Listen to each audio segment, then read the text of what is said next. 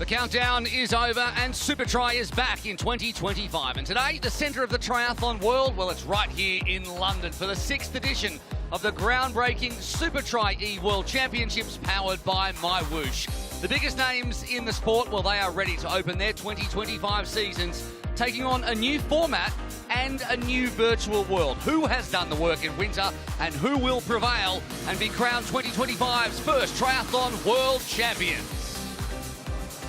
Supertri E, the next evolution in triathlon. It is time to race. It is really, really hard. Transition is where Supertri E is won and lost. The power is coming from the leg. McQueen's just doing his job off the front. They might be looking at a world champion. The chase for the podium spots is well and truly on. There is no time to rest. Now the pain begins. She's rocking and rolling. This is such a hard race. Never over till it's over. Have we ever had a race this close? We have never seen a better race with bigger stakes than this. The crowd are up in their seats, and that is your world champions. That's right, world champions, Olympic gold medalists, and the new crop of talent. They are all getting ready, and they are here at London Aquatic Centre. There's no bigger name in the sport, though, here in the UK, or indeed worldwide, than Brownlee. And at 34 and after a 4-year hiatus, Johnny is back at Supertri E. I said I wasn't coming unless I could wear pink. I'm not wearing myself a bit. About 68. It's obviously a start of a new season, and so there's always that little bit of nervousness of how's the training gone, have done the right training, and then you don't know in this kind of thing. You know, some people are very good pool swimmers, very good turbo compared to in real life because they're not very good at cornering, so you're never quite sure who's going to be good. Don't know what lanes to choose. Nice and cool, nice to get in the cold water. It feels weird swimming again in this environment. It's like being back in a swimming gala when I was about 12 years old, so it feels weird to be racing again in the pool. Yeah, the house felt alright, we'll wait and see. Well, it's pretty special being the whole Olympic Park, yeah. Man, it's just brings back the memories of 2012 and amazing times, and then the older you get, the more nostalgic you get, and the more you think about these things, very special. Those treadmills just feel so hard running, but your heart rate will get high. But it's going to be a long, hard, whatever, 30, 40 minutes, so hopefully that plays into my strengths by the end. We'll see. Oldest man in the field, and he'll have his work cut out for him. It all starts in a few minutes. My name's Will McLoyne. Alongside me, Adam Leach on the pool deck, and in commentary, Tim Don. And Tim, a quality top 10 in the finals. Absolutely. These guys have earned their place here with the heats this morning, and definitely the cream rose to the top across the 3 heats we had this morning. That's right, Martin Kropko at the top. He is 19 years of age, the youngest, and 15 years younger than Johnny Brownlee.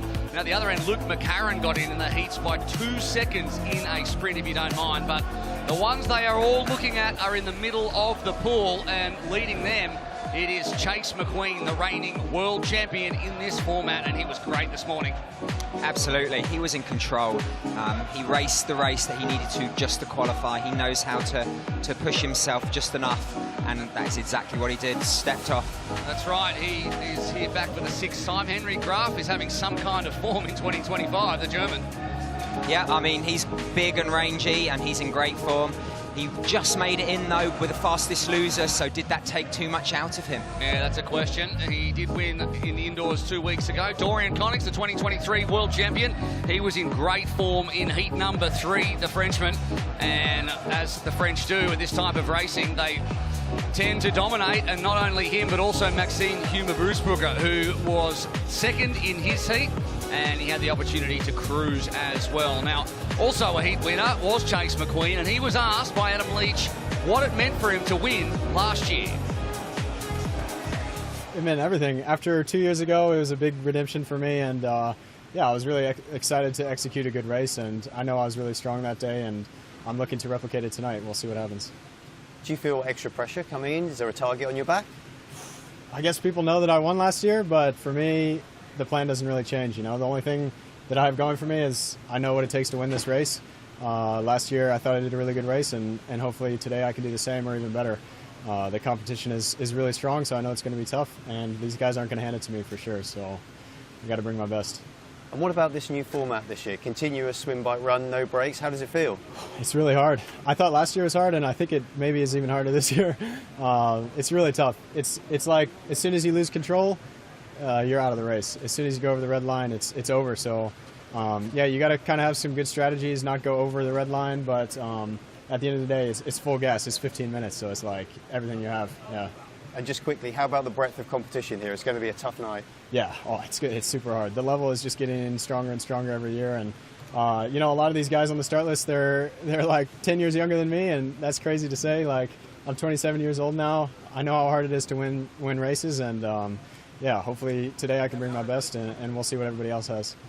I wish I considered 27 years old, but 10 superstars, there are 2 of them right there, and one chance to be the world champion. If they are to achieve that, could it be Brownlee, could it be McQueen again? Let's take a look at what they will have to conquer out there. The stage is set, and standing between the athletes and the World Championship title is 3 back-to-back triathlons, no breaks this time. 200 metres in the pool, that's 4 laps, followed by a 4-kilometre tax turbo trainer ride and a 1-kilometre self-powered treadmill run, all on a custom Supertri course in the virtual world of MyWhoosh. Then it's back to the swim to do it all again and again. 9 legs, 8 transitions, and 1 speed, full gas.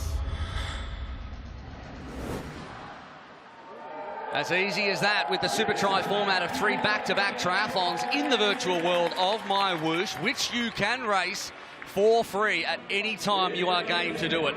Number 10, the first man out onto the pool deck, the Irishman Luke McCarran. His last sprint in the 200 metres in Heat 3 qualified him by a couple of seconds. He's actually been working nights all this week training as a doctor, and then drove down here and made the final. His second Supertri appearance after 19th in London in 2023. Martin Kropko, the 19-year-old Hungarian, youngest in the field, junior European aquathlon champion. His 3rd appearance at Supertri, despite only being 19, his best 18th in Sursen, so his first final. Ian Pennekamp from the Netherlands, on debut in this format, 2-time junior Dutch champion. Actually raced the juniors in Jersey back when we had that race in 2018, where he won 1 race. So bringing the talent through. Speaking of bringing the talent through, the German Henry Graf, winner of the Levon Indoors 2 weeks ago. 4th also in Abu Dhabi at the Championship Series, and gold as part of that German mixed team relay team. He was 4th fastest in the heats.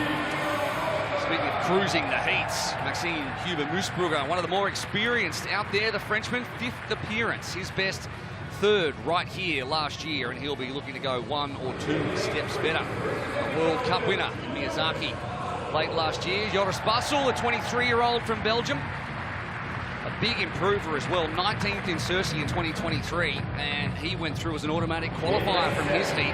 He's in some kind of form. Maciej Brudzak from Poland, the 26-year-old. His 3rd appearance in the format. His best 9th in Switzerland 2023. He's the current Polish national champion at super sprint, sprint, and Olympic distance.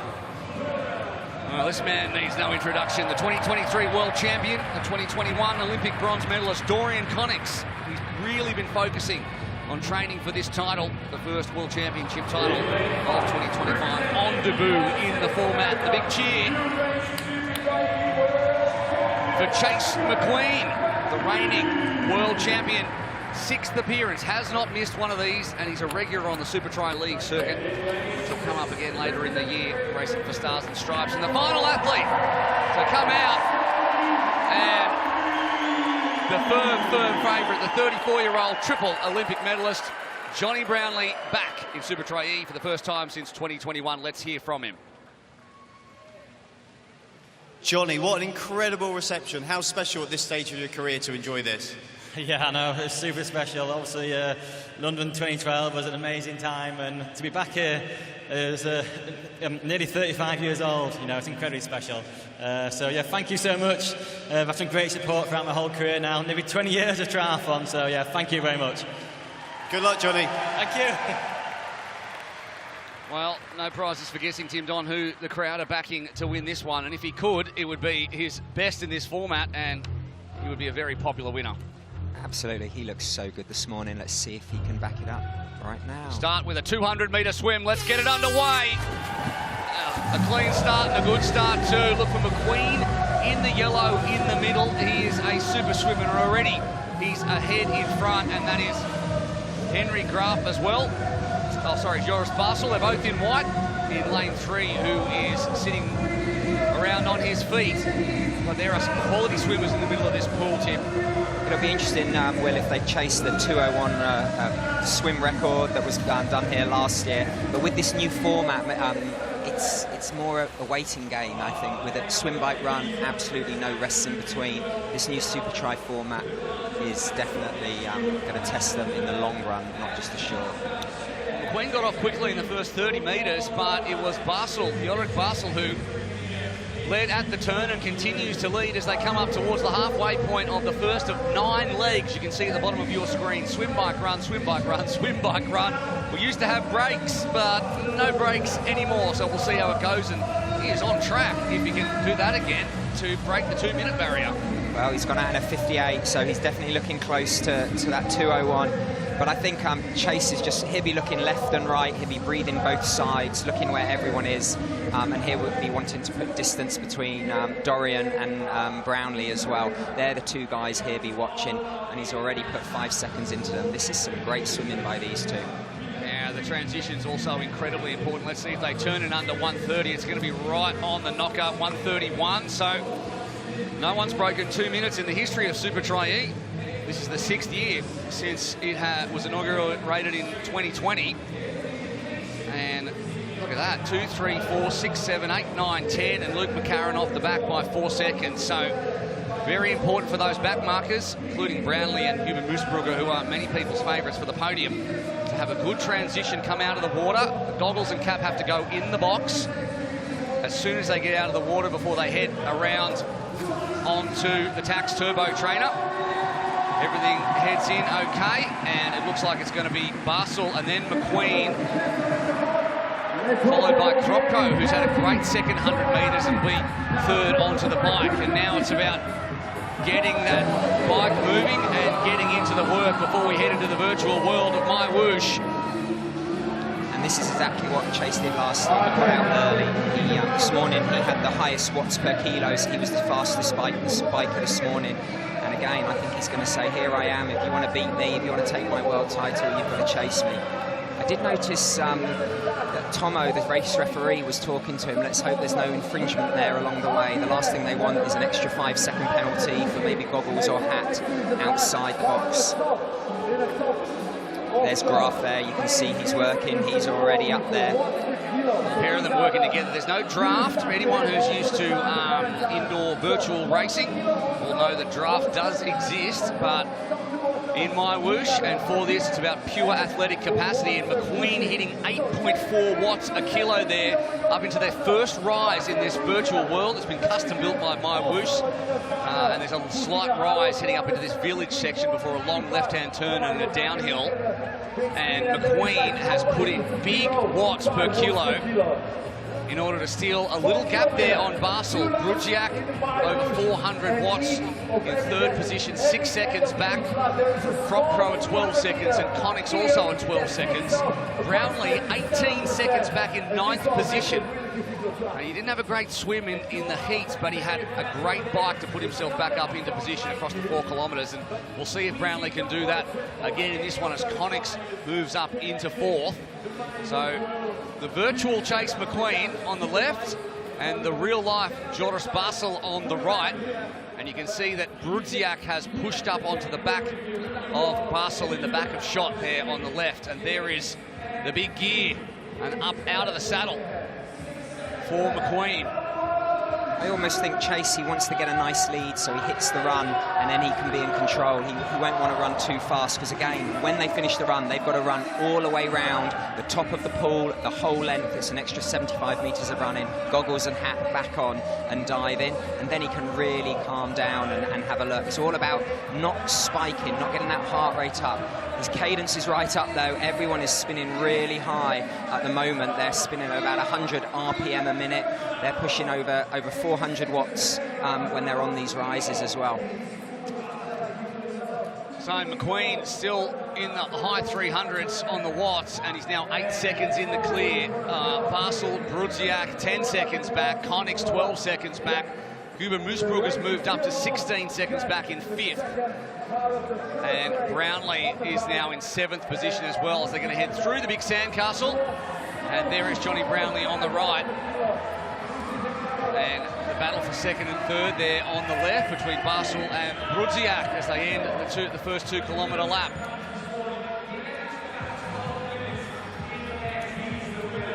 So Brownlee tagged onto the back of Huber Moosbrugger there. The pair of them 16 seconds in arrears from McQueen, Basel, Brudziak and Connex as they finish the first 2 kilometre lap. And they head around and back up towards the village, which is at the far end of this virtual course. And Brownlee is hunting down Huber Moosbrugger, while at the front, McQueen continues to extend his lead. Currently pushing 470 watts to Basel's 400, so just eking out extra seconds, McQueen. And you're right, he said in that interview beforehand that he has to, as soon as you are out of control, you're lost. And maybe he's putting in hard in the first swim and bike so that he can measure his efforts. That's exactly what it looks like he's doing, because if he's going all in now and thinks he can hold on for 3 races, he's got another thing coming with the likes of Dorian Connex, Jonathan Brownlee, and Maxime as well, chasing him down. But again, he's pulling away another 2 seconds.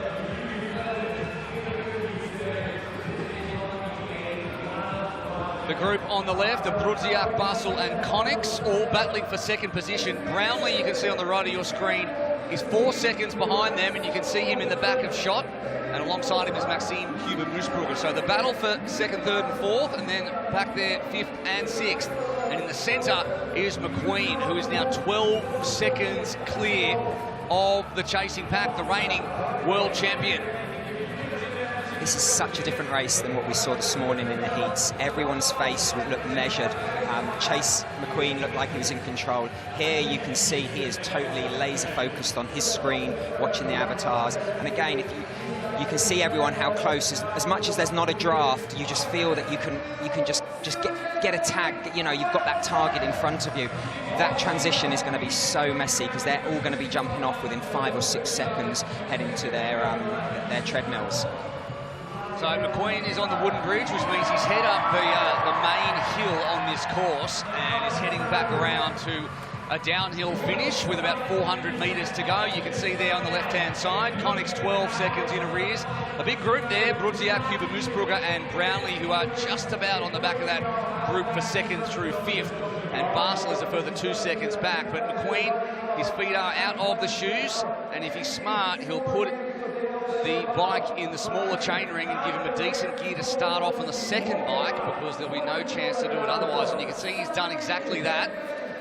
His cadence went right up there as he changed gears, and now we'll head on to the self-powered treadmill for the first run of 3. 1 kilometre run, and then we'll be back round the pool deck and into the pool for the 2nd swim, bike and run, but looks comfortable and exactly what you expect the world champion to look like. And here comes the 2023 world champion, Connex, Brudziak, Brownlee and Huber Moosbrugger. The top 5 all on, and the big push from Connex, who has been training quite a bit, Tim, I understand, on these treadmills. It's quite the skill, and you can see how big those strides he's taking. Absolutely. He said he's had a treadmill shipped to where he trains in Grenoble in France, and he's been doing some swim, bike, run sessions and mimicking this race. They're really, these days, training to race. It's not just junk mileage. These guys are training so specifically. And the fact you can see Chase McQueen, he just looks relaxed. He looks like a man in control. He knows he's got 10, 12 seconds. If anyone wants to catch him over 1 kilometre on this new course, they really, really are going to have to, well, go into the red, which he does not want to do. It's the run where you can get your heart rate the highest. This is where he needs to keep that control. At the front here, Brudziak and Connex, and Huber Moosbrugger. There's 2 in red. It's Connex who is on the left and Huber Moosbrugger on the right, who've stolen a little gap on Brownlee and Brudziak. But at the front, and you see Chase McQueen, I'm just looking at the heart rates on the bike. The average heart rate McQueen had, heart rate was 141, Connex 175, Brudziak 172. So he really is controlling his way through this, and there he is on the left, and there's the gap you can see back to the chasing pack that is led by that man on the right, Maxime Huber Moosbrugger, the 28-year-old, in his 5th Supertri appearance. In London, he's finished 3rd, 4th and 7th, Hubert Moosbrugger, and so those top 2 steps of the podium, they elude him. McQueen on your left there, and he's got more of a, that's not really a McQueen running style, that's more a McCloy running style on the left, unfortunately for me. You can see now Dorian's moved up into 2nd spot. He's slowly edging closer, only 10 seconds behind. But I think with Chase swimming so well in the first race, he won't mind hitting that water with any lead at all. He knows he's got that advantage. Johnny Brownlee, 14 seconds down, just moving up to 12. He's moving at nearly 20 kilometers an hour. His heart rate, though, is in the high 160s. So 10 seconds the gap. McQueen is doing it easy in front at the moment, looking around at the field and wondering how far behind they are because there's no one anywhere near him on his screen. He'll only be able to see ahead. And behind him, Connix and Hubert Moosbrugger, the 2 Frenchmen, are currently stuck together in 2nd and 3rd. And then 4 seconds back, Grudziak and Brownlee. Kropko at 18 seconds in arrears, Graf at 20. Jorik Bassel has moved back to 24 seconds back now. As you know, he led out of the swim and he's had a tough bike and run. Ian Pennekamp, the Dutchman, 30 seconds back, and Luke McCarron, 40 seconds. And last of all, and coming into the virtual crowd, is Chase McQueen, who is controlling this one. He's just about to hop off his treadmill, and here he goes around the outside of the pool. McQueen is first to go past us here in the commentary position, and he looks up to the big screen and he doesn't see anyone else. He looks across the pool, he doesn't see anyone else either.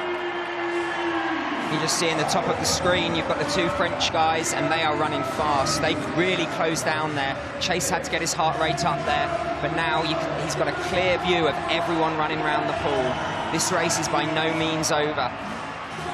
So now it's goggles and cap into the water once again, and it's a real skill when your heart rate's up is to be able to put the cap and goggles on effectively and quickly. And there was a lot of practice.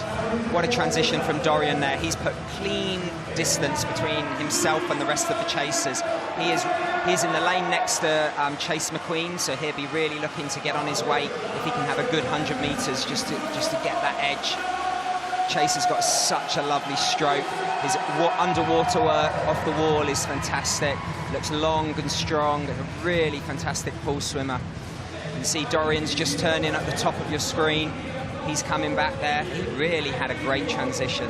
Yeah, he's probably put 5 or 6 seconds into Grudziak and Hubert Moosbrugger, and then Brownlee is in the middle in the pink as well. So this morning you can see Brownlee right in the middle of the screen in pink. He swam very well. He's got a different style of stroke from Chase McQueen. He's got more choppy, but he's just got that cadence, that turnover, and he's definitely got those guys in his sight to get on their wake as well and hopefully take them a little bit closer. Henry Graf in lane 2, top of your screen, is really getting into his work as well, the German.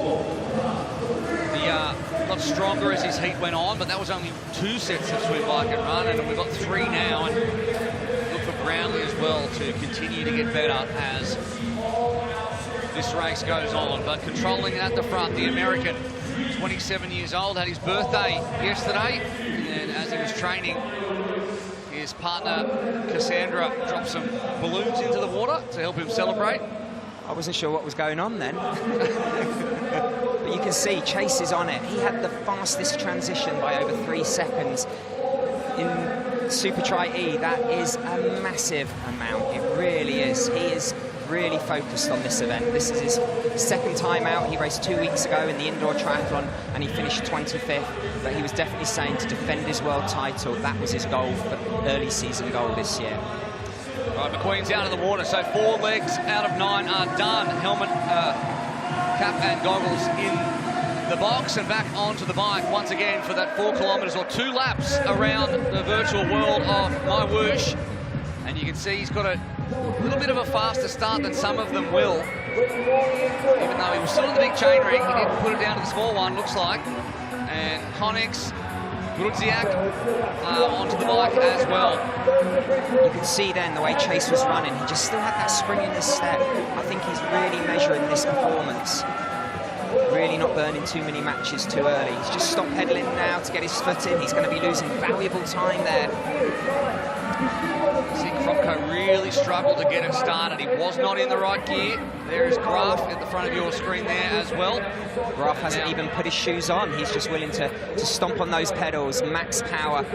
You saw Connings do that to great effect in the heats as well. There's really no room for error, and McQueen has extended his lead to 12 seconds, so he's taken another couple out of Connings, who's on his own in second, ahead of Brudziak and Graf, 16 and 18 seconds in arrears, and Huber Moosbrugger also 18 seconds.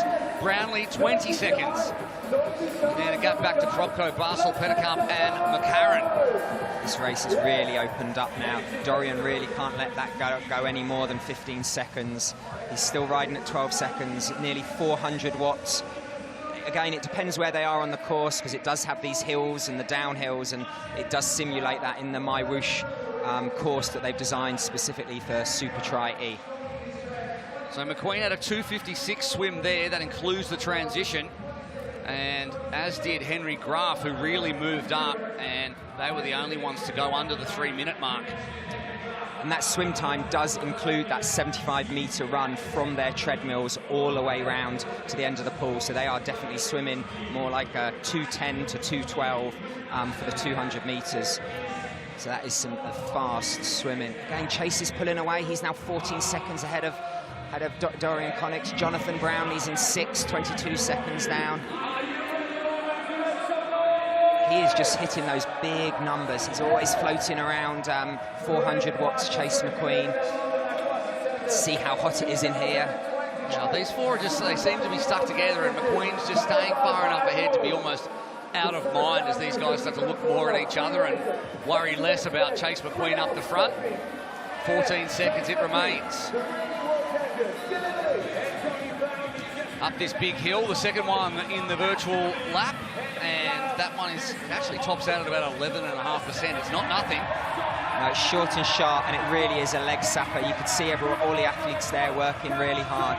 There is that Dorian Connings is in second there, and then we've got the group of 4 athletes, and only 2 seconds is spreading them. So those guys are really, really in it. You can see there on the screen that they're really close together.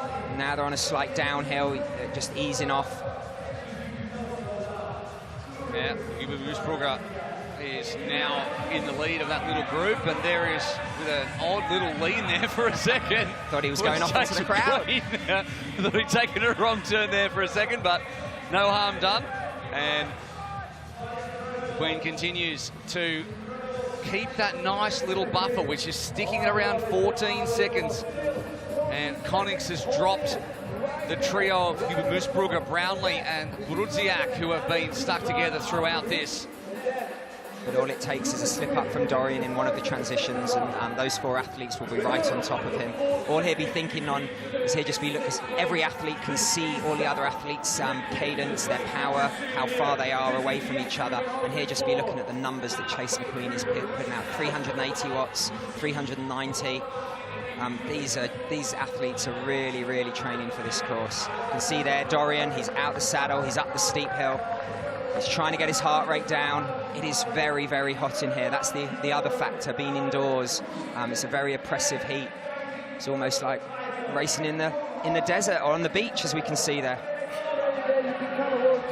The big one is the run. Chase McQueen lost 10 seconds to the chasing pack on the run last time around, but he had that buffer, and then he made a fair bit of it back up on the way around the pool and then back into the swim. So this group behind him will need to really focus on, especially Connings.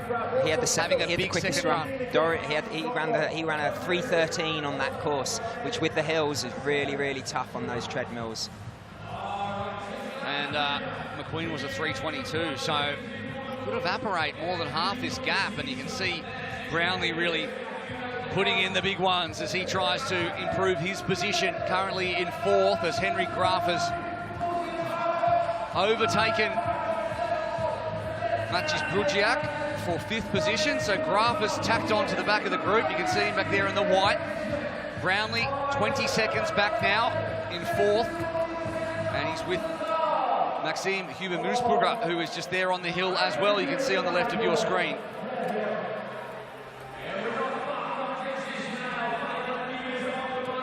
You can see Dorian there. He's still focused. Chase McQueen, he's just thinking, I need to keep this lead. 14 seconds now. Chase McQueen has gapped Dorian another 2 seconds. They're yo-yoing out, depending where they are on the course. One thing I have noticed, I haven't really seen Chase have a drink. He's got one shoe out again. That looks sloppy to me. He needs to keep that pressure down.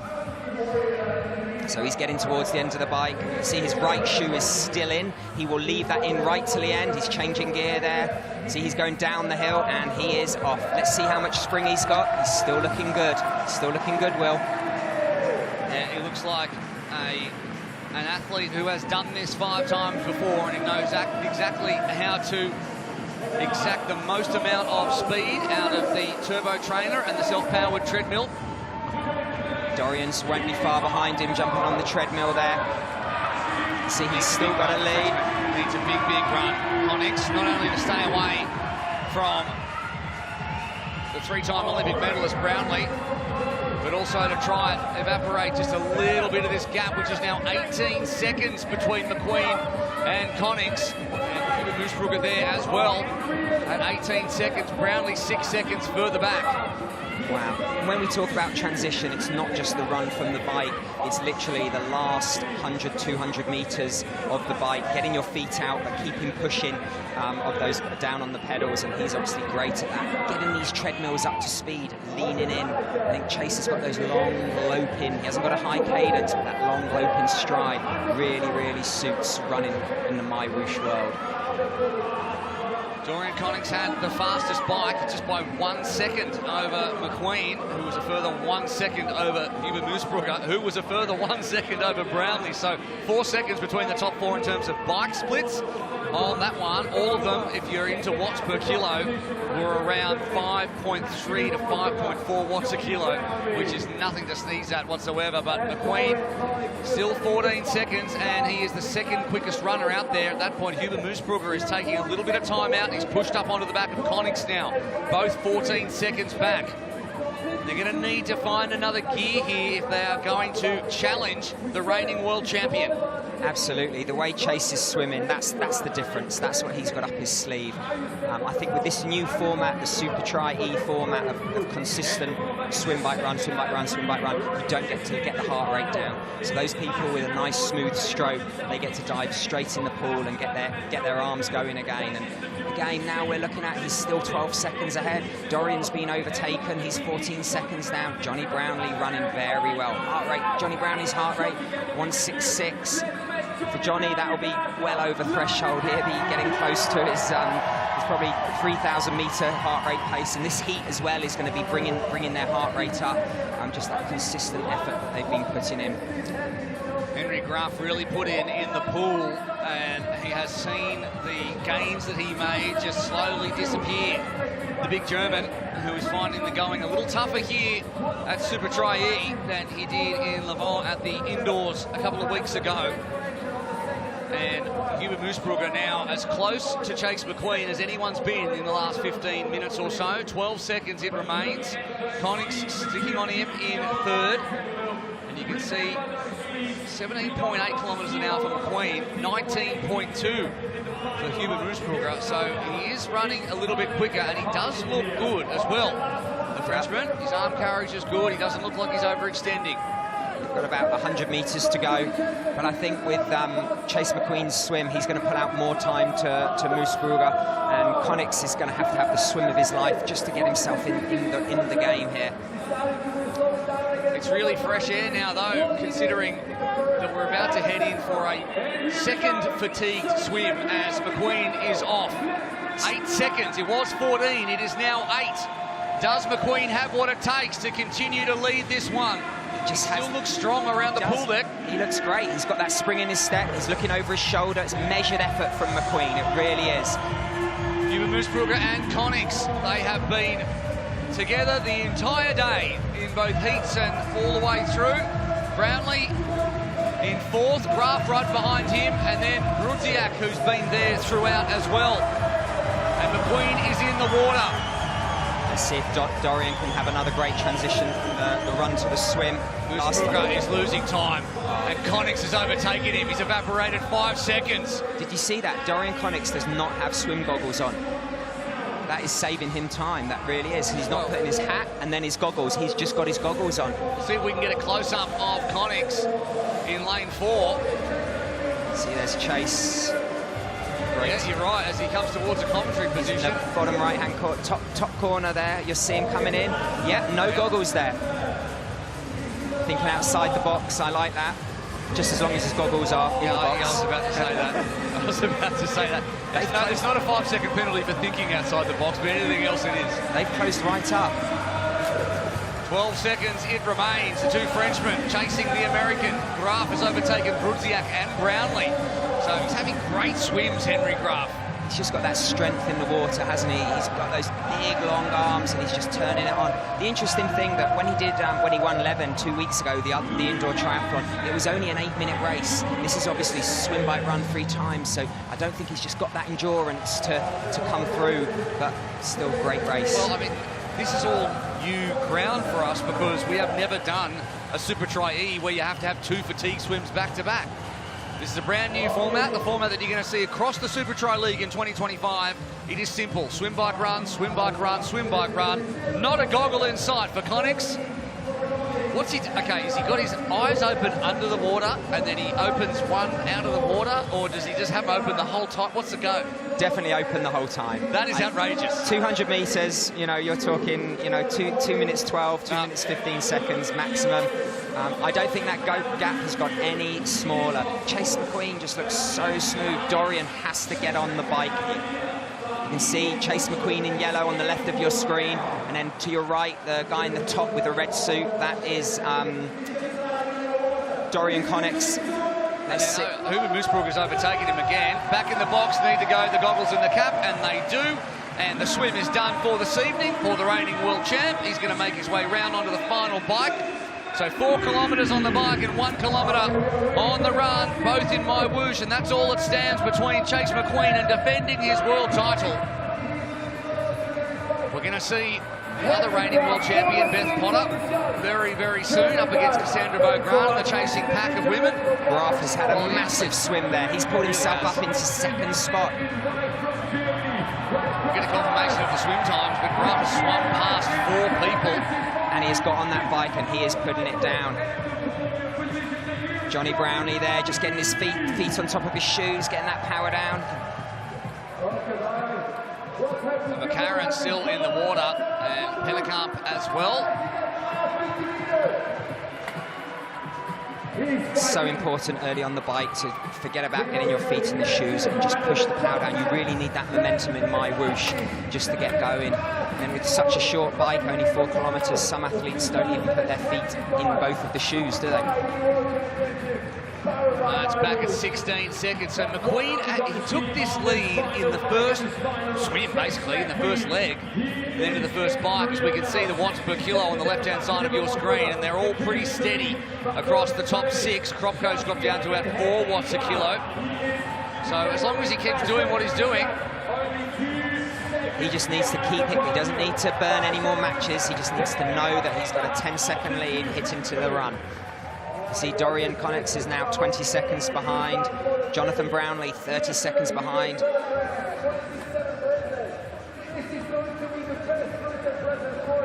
Now this is a place where he's been in before and he didn't slip up. Last year he came here not knowing if he was going to have what it took to be a world champion. Now he believes he can do it, and he is here for the repeat. 16 seconds gap now. Here comes the hill next to the waterfall. This is the toughest part of this course. Could get up out of the saddle, and he does, as it heads up to about 10 or 11%. So really got to dig deep there. It was a 3:03 swim for McQueen and 3:08 for Connick, so he lost 5 seconds. He's up to nearly 7 watts a kilo there up that hill, really pushing hard. Just needs to push over that hill, and he's got a 2.5 kilometres to go. It's really now down to either Huber-Moosbrugger or Connex, you would think, as Brownlee's dropped back down to 6, so he's finding the last swim bike run a little tougher. 6 watts a kilo for Huber-Moosbrugger up the hill, and McQueen is already almost off the wooden bridge, and he's going to head downhill to complete the first of 2 laps in this segment of the race. You can see here the 2 Frenchmen, contrasting styles. You can see Dorian Connex on the right in red, bopping, bouncing up and down. Moosbrugger's a lot more stronger through those hips, just driving down. That laser eye, they're focusing on all the screens so they can see their data, but most importantly, the gap. Chase McQueen, still 14 seconds. 5 watts per kilo. It's been stuck at 14 seconds just about this entire race. So after that first swim and the start of the bike, when he went hard, McQueen, it has been basically level pegging that entire time since then.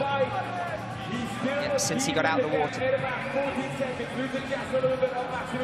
Since Chase McQueen got out of the water in that first swim, he has kept that lead above 10 seconds. I'm not sure if that was the game plan, but it's definitely something that he'll be pleased with, knowing that he's got the smooth transitions. He's good at getting the treadmill up to speed. See, Dorian Connex now is just dropping off. He's 22 seconds in arrears in 3rd. He's been chasing hard by Graf, Brownlee. This race for the podium, it looks like McQueen might have this one in hand if he does have a good transition and then get on the self-powered treadmill, but anyone from 2nd through 6th is a very good shot at the podium. Huber-Moosbrugger is in the box seat to have his best result in his 5th appearance, but Connex, Brudziak, Graf and Brownlee, well, the crowd is going to be cheering Johnny Brownlee on. There's no doubt about that. Try and see him on a podium here. His first appearance in 4 years in the format. You can see that's hurting Johnny Brownlee.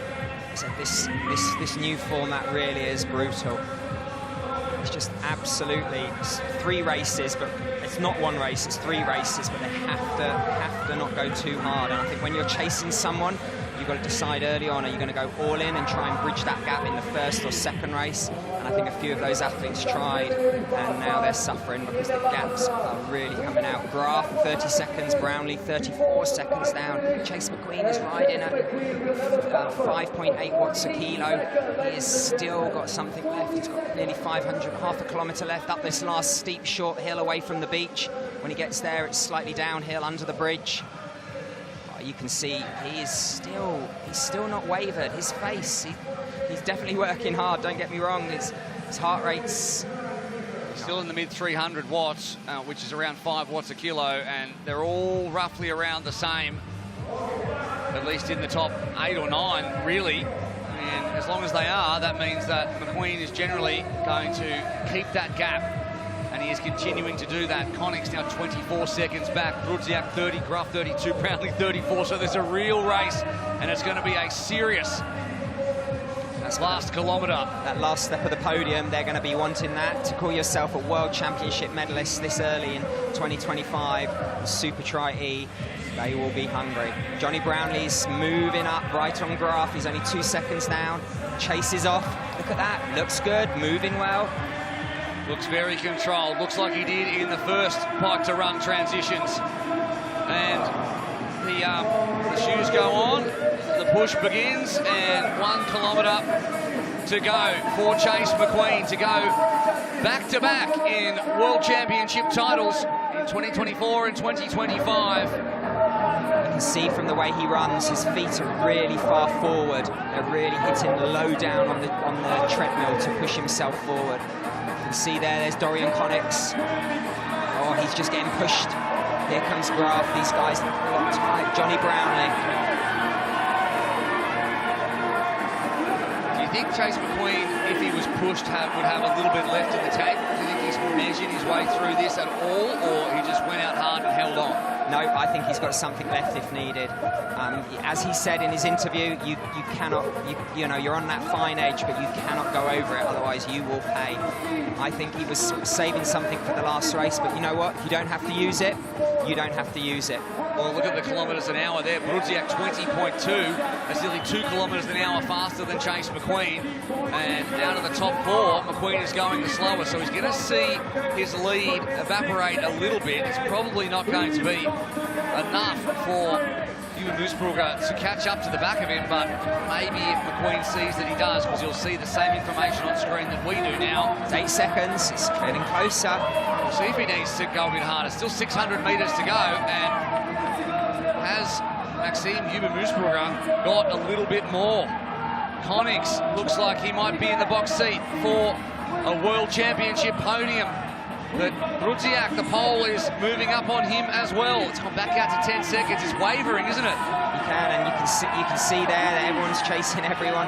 Moosbrugger, he can see in front of him in MyWhoosh. You can see Chase McQueen. He is closing him down, running 1.5 kilometres an hour quicker. Is that enough? He's got 430 metres to chase 8 seconds. That's a big ask with this level.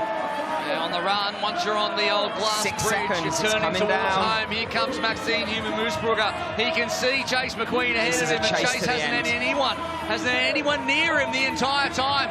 As in real life, McQueen's looking across and thinking, 4 seconds. Is this guy coming at me? Chase Here comes the Frenchman. He needs to find something now. 20.9 kilometres an hour for Moosbrugger. Can McQueen hold on? It's 2 seconds now. 2 seconds the gap. It's coming and going with 250 metres to go. This is going to come down to the wire. We need to see this. It's 21.6 kilometres an hour, 2 seconds with 200 metres to go. Chase McQueen has upped his cadence. He really is pushing hard now. 22 kilometres an hour, and they are neck and neck, the two of them. Who is going to take this one?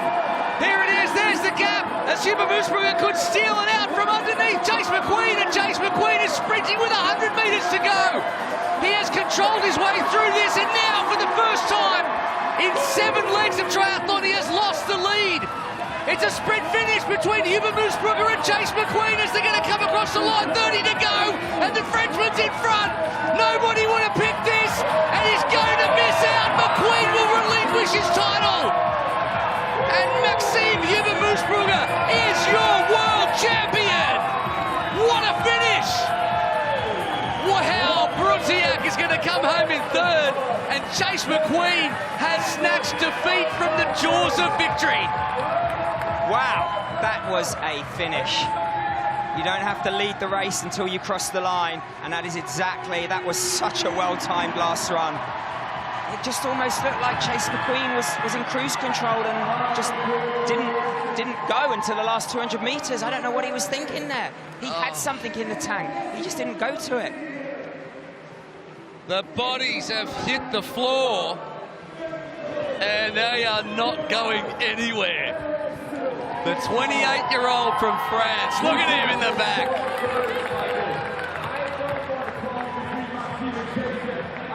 4th in London in 2022, 7th in 2023, 3rd in 2024, a 2nd in Cersei in 2023 as well, and now a World Championship win in his 5th appearance, and by the barest of margins, denying McQueen, who just looked supreme throughout but didn't have the kick.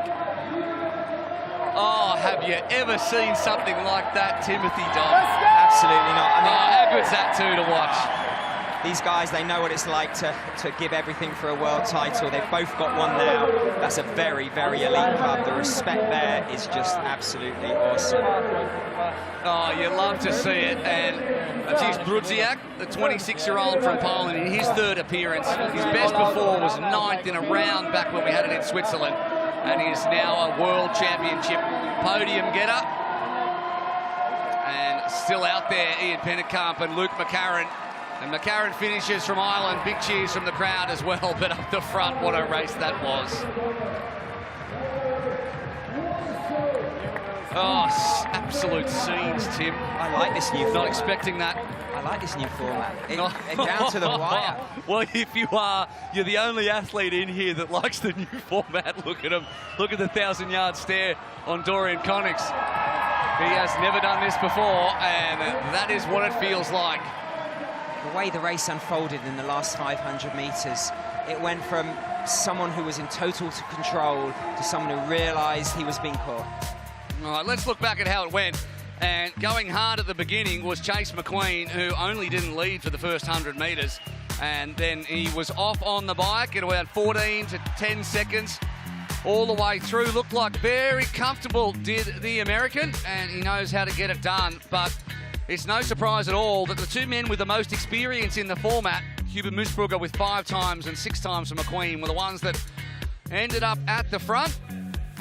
And Brudziak as well, who came in his third appearance and had a strong one. All the swims were solid for Chase McQueen. He'd put time in and then try to hold on. And we thought that he had a little bit extra. He was looking around, looked very comfortable. But in the end, by about 1 virtual metre and with great facials as well, he has stolen himself a world title. All right, let's have a look at the official results then as we all try to calm down here in the commentary box. 1 second in the end across the course of nearly 37 minutes, and no one would have picked that about 3 minutes ago. Hubert Moosbrugger is your world champion from McQueen and Brudziak, and we'll see them on the podium in just a second. Konix ended up 24 seconds back, the 2023 world champion, and Henry Graf just pipped Johnny Brownlee. And that is really the future of triathlon, Henry Graf for Germany. And Brownlee, at 34 years old, finishes in 6th.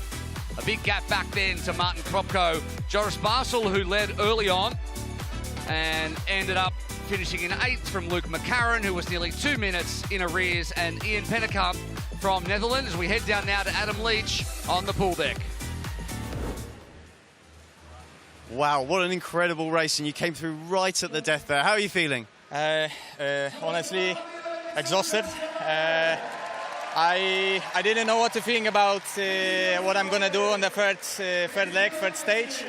But the main thing was to rest as much as I can in the water and on the bike, and then just put it all in on the run. I knew I have a good legs on the run, and I will be able to hold around, I don't know, 250 on the 1K. So I thought that I'm going to be able to catch Dorian, and that's what I did. So I'm really happy about that. I was not expecting that when I was on the halfway there.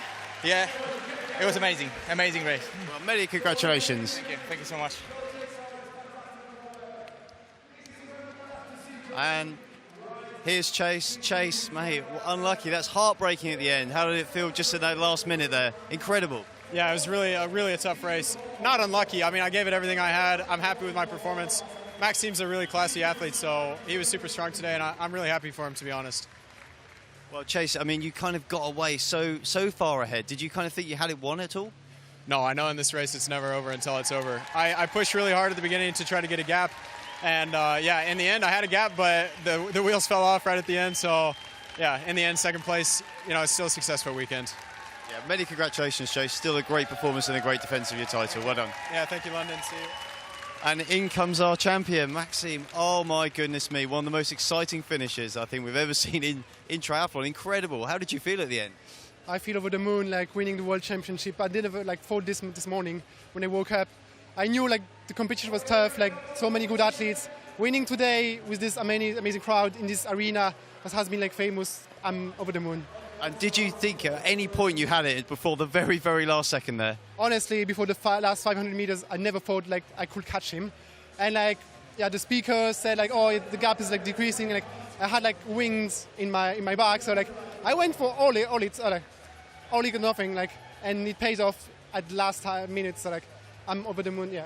And you've stepped on the podium before in this competition, but never on the top step. Just how can you explain how you're feeling? Oh, this event, I came back every year. It's amazing. Like, I love this atmosphere. Like, this racing is hard, tough.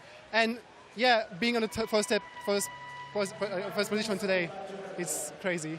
And we saw the respect there between you and Chase. I mean, two athletes that know they've pushed each other to the very limits of everything they've got. Yeah, I really like Chase as a friend. He's a very good competitor and, like, honest, and I was very happy for him last year when he won and was third on the podium. So I'm very happy for myself today, and I hope like to have a good podium with him also today. Well, many congratulations and thank you for a thrilling race. Thanks very much for the crowds and everything.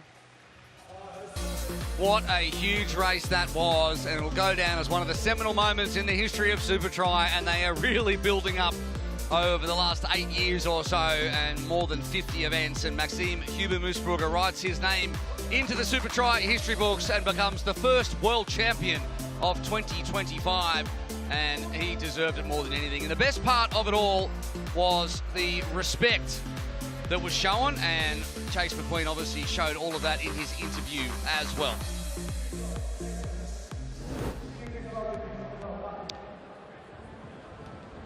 It is time now then for the medal ceremony, and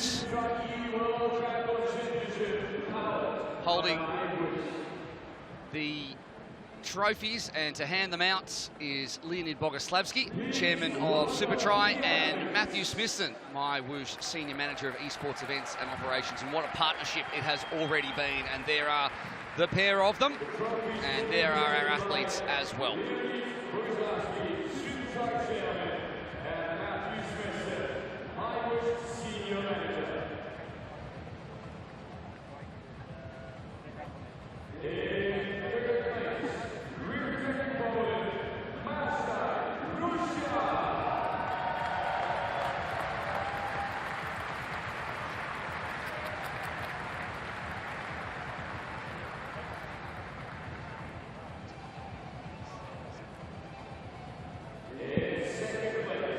Representing the United States of America, Chase McQueen.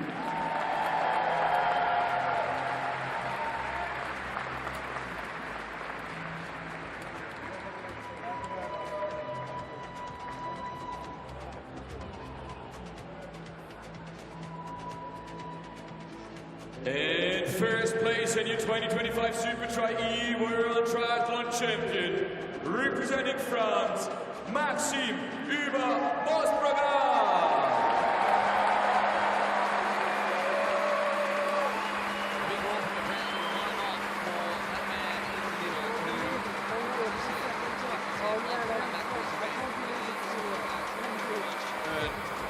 The respect of the fellow athletes here and also members of the crowd who have loved watching his racing.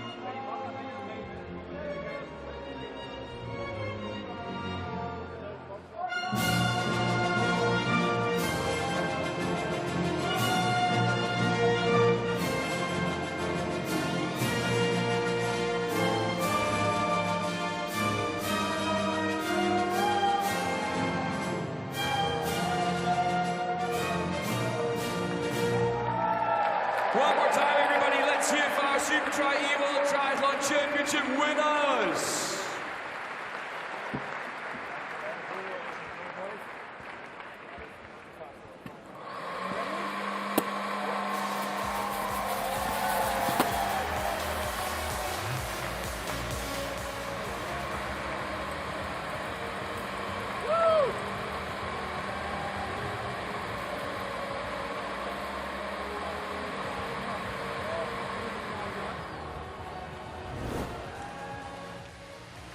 Well, Johnny, that looked absolutely brutal. Talk us about it for it.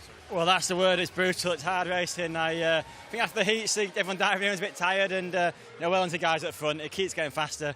I'm just pleased I can still be here and be competitive. Yeah, can you just give us a bit of a word about performing in front of this crowd? We've just seen like kids with Johnny Brownlee banners in the stands. It's incredible. Yeah, I'm quite emotional to be honest with you about it all. You know, it's incredible that London 2012 was around 13 years ago. And people here turn out in the thousands, cheer me on. It makes me very happy. I've had some amazing years and some tough years recently, but these guys keep me going. So, thank you so much. It means absolutely everything. So, thank you. Well done, Johnny. Still a great performer here. Thank you, and I'll keep coming back. Well done. I think we hold him to that, don't we, Tim Don? said he's going to keep coming back. I think that we should allow Johnny Brownlee to keep coming back. If he's in a pink suit, absolutely. Well, just like last year, it's all been building to the women and another showdown between the 2023 world champion Beth Potter and the woman that bested her in the world title race and at Paris 2024, the reigning world and Olympic champion, Cassandra Beaugrand. If I'm saying some bad thing, can we cut it? This is going to be electrifying. 2 times Supertri E world champion and home favourite Beth Potter up against Olympic and world champion Cassandra Beaugrand. They have history. How about that glance between Potter and Beaugrand? Plenty of ice and fire between the two of them. Rewind to 2022, an emphatic win for Beaugrand and one she'll want to emulate today. 2023, that was Potter's year, payback. Her smooth transitions gave her the edge. I've actually never beaten Cassandra in this, so that's the biggest win for me. Last year, well, that was the big one. Pre-Olympic showdown. Potter was crowned champion here in London, but Beaugrand avenged that defeat by taking gold in Paris. So here we are, Beth Potter, looking to become the first person to claim 3 Supertri E world titles versus Cassandra Beaugrand, who wants another trophy in her cabinet. I'm not really focusing on Beth, to be honest. I'm just focusing on what I have to improve myself. To win this race against Cassandra, I don't mind chasing, I don't mind being out front. I'll just go hard as possible. Yeah, she's an amazing runner. She's coming from running, so yeah, she's good.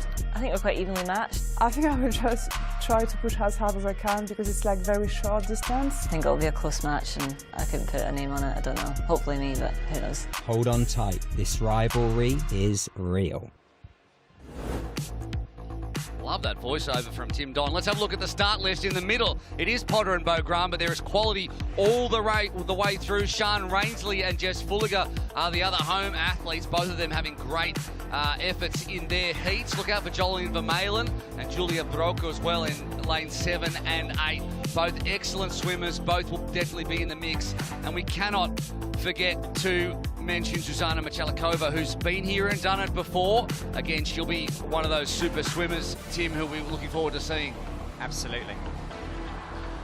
Right, we're going to welcome them out onto the pool deck in just a second as the action just continues to come at us thick and fast. We still recover from Maxime Huber-Moosbrugger. We welcome out Barbara de Koning from the Netherlands, who made the final and finished 10th in Supertri World Championships in 2024. And she started this year well as well, finishing 5th with the Netherlands mixed relay team in Abu Dhabi. And there is Alyssa Koning from Sweden in her 3rd Supertri E appearance.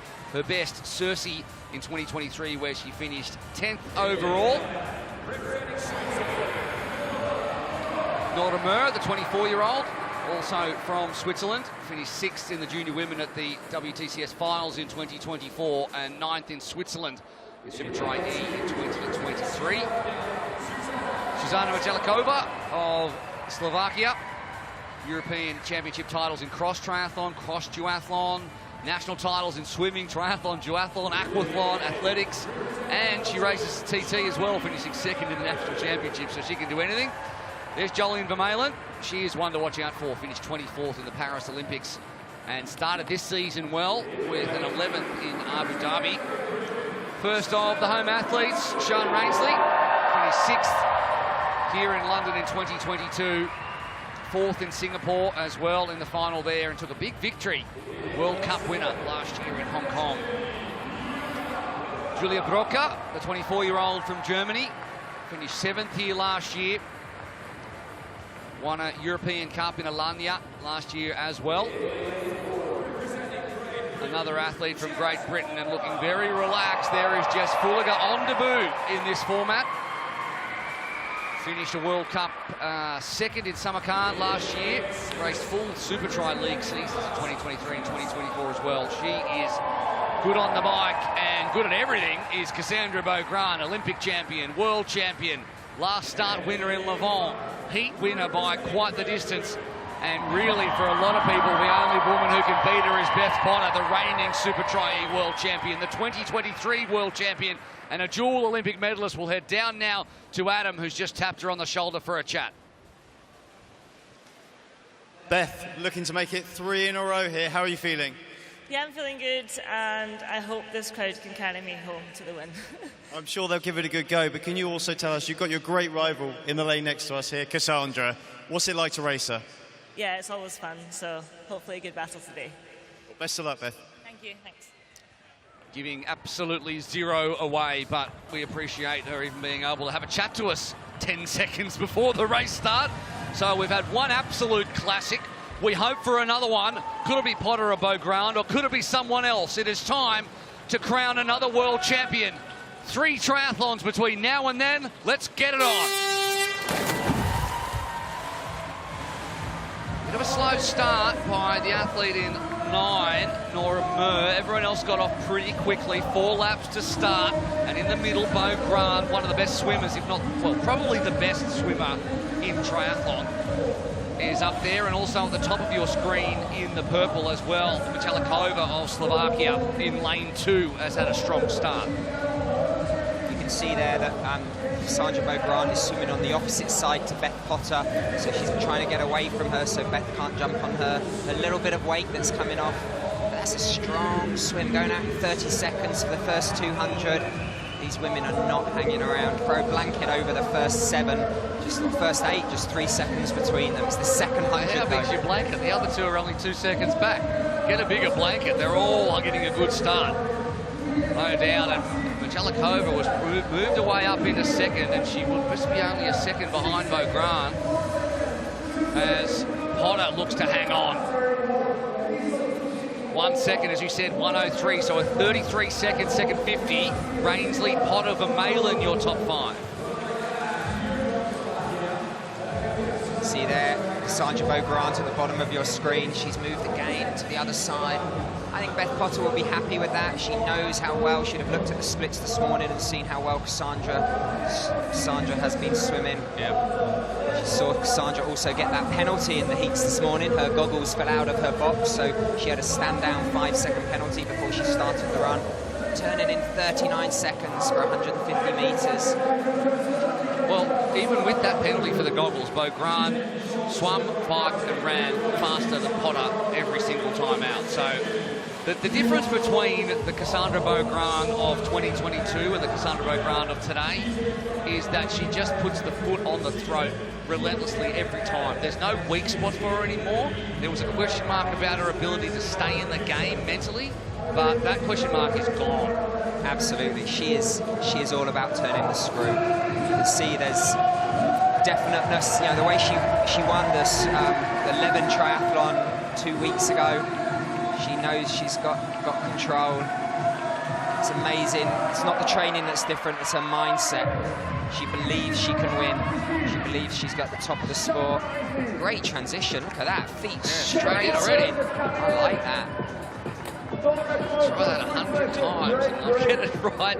But Beaugrand, she's done it. She's 5 watts a kilo and she's off on the first of 3 bike legs.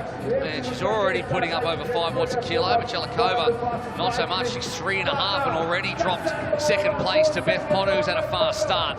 Vermeulen 2 seconds back. Rainsley another 2 seconds back, and it's 2 and 2 and 2 all the way down to Broker and then to Koenig, and Koenig 9th and 10th stuck together. Beth Potter will here be looking to not let that gap get out. She knows that Cassandra's running well. Cassandra this year broke the French national record for 5 kilometres outside, sub 15 minutes. Potter's done that as well. Yep, she had the world record a couple of years ago, 14:41, I do believe. An accidental one, and now something's happened there for Beaugrand, and she's looked up and she's stopped pedaling and she's smiling and she doesn't know what's happened, and now she's back into it. So maybe a little technical issue there, but she's back into her work, and she's seen her lead though halve. So interesting, and now she's asking for Michael Thompson, our race director, for some assistance, but it looks like everything's okay.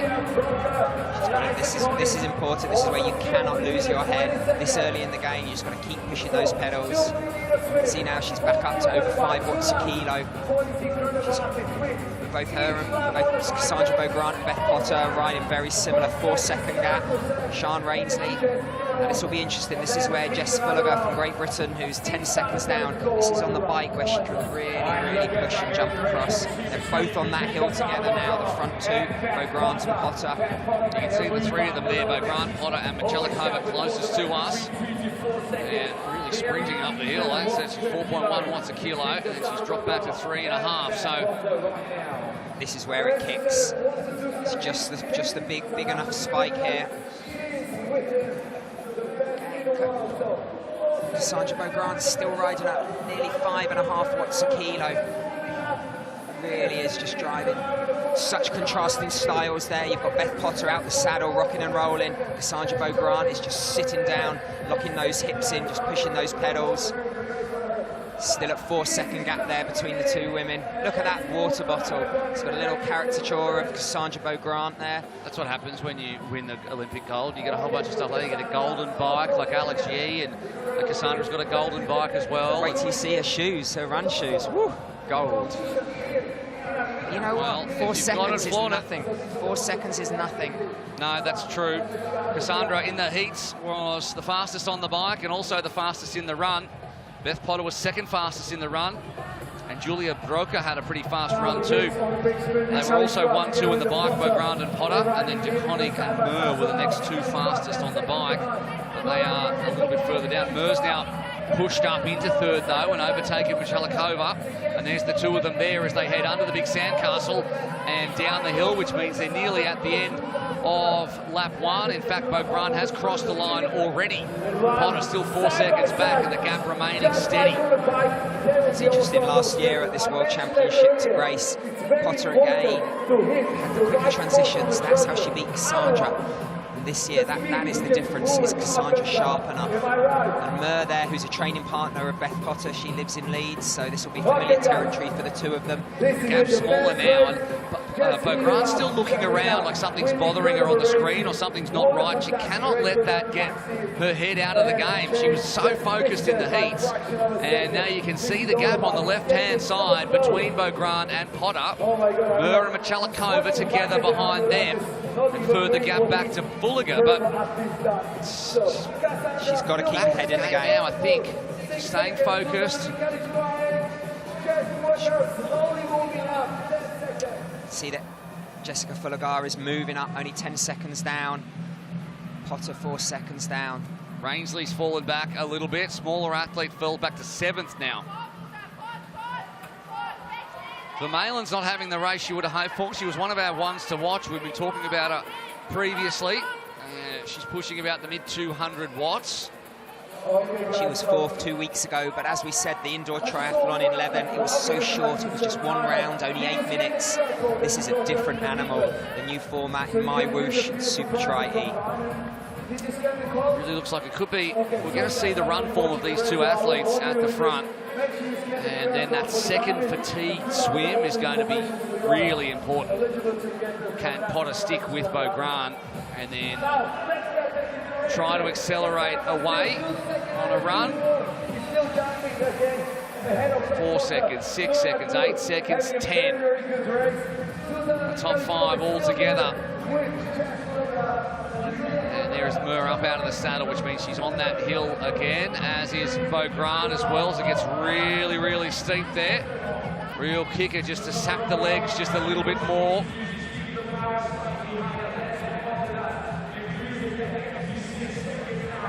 Whenever they come over the top of that hill, you can see Bo Grant just pushes another few seconds away, but then Beth slowly closes that down. 6 seconds now, but it's been as close as 2. It's back to 4 seconds. It's just yo-yoing. They've got just under 500 meters to go. We've got to watch these transitions. We can see how they look running from their bike to their treadmills, and then once they get on, who gets it up to speed. They're also right next to each other, so that's going to be interesting, isn't it? Having a little look across and seeing what the form of the other one is, and it's moved out to 6 seconds now, which is the biggest gap we've had so far, as Bo Grant takes on a little more water. It is, we keep saying it, it's very humid and hot in here in the London Aquatic Centre. Very fresh outside, but very warm inside. Exactly like you'd expect an indoor pool to be. And she's off. Yes, look at that spring. That was actually when she puts her feet in her shoes. That's when she was losing time. Let's see. 1, at those gold shoes. That was quick. Beth Potter's so quick. I think that's a little quicker. I think that might be less than 6 seconds now. We're going to get confirmation once they get into their work. And there is Rainsley in the green, Michalikova in the purple, and Jessica Fulligar in the red. Yeah, all together, and nearly just about all of them are on now. 2 more athletes to get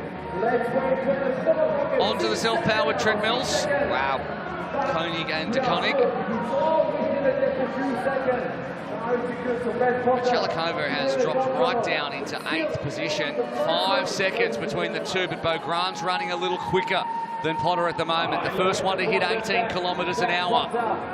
Sandra Bo Grant had a quicker bike than Beth Potter by only 1 second at 4.66 watts a kilo. So it's still everything to play for. This is where can Bo Grant extend it 8 seconds. Well, she's in her stride now. Be interesting to see these transition splits, because that's where she lost time to Potter. You can see there that long rangy stride. Sandra Bo Grant landing right at the front of that treadmill, driving it back. These are very curved, self-powered, so it's all about that momentum, all about where your body position is on the treadmill to keep that speed up. Beth Potter, though, is still there, 8 seconds. We saw that's absolutely catchable, considering we're in only round 1. They've got just under 600 metres to go, so not even halfway through the run. These two have really been neck and neck in this format over the past few years. Cassandra O'Grant won the event in 2022, then she was second to Beth Potter in 2023, and again in 2024. Potter herself has never finished below second, and she's looking for a three-peat of World Championship titles. She's coming back. It went out to 8 seconds, now it's 7. Speed, Bo Grant, 18.5 kilometres an hour to Beth Potter's 17.5.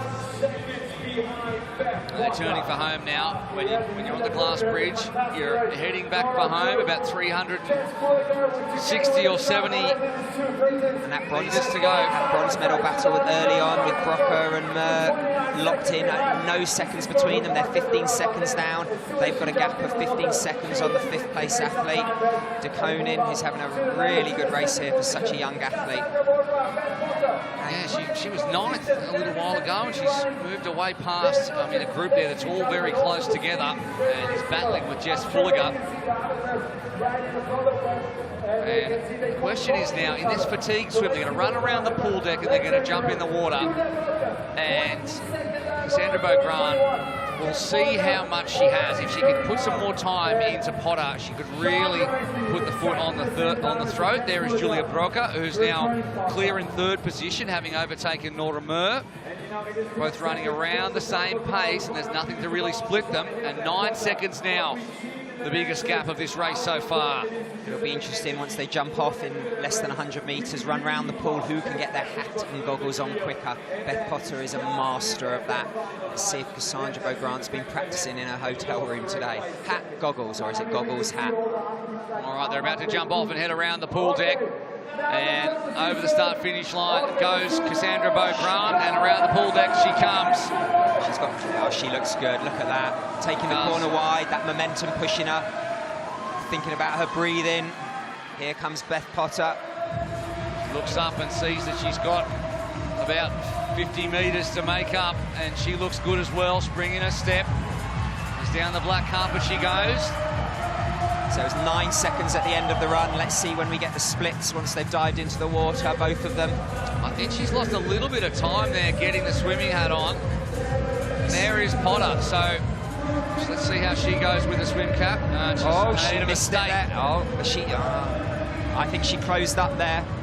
She did close up a bit. She needs to get on that wake of Bo Grant, who was right over. Smart move by Bo Grant, moving across there. Far side, don't want to give her any drag, and the rest of the athletes are heading around the pool deck there. That is Rainsley looking up at herself on the big screen to see how far behind. De Koenig, Michalikova, Vermeulen. And Potter's had a good opening 50.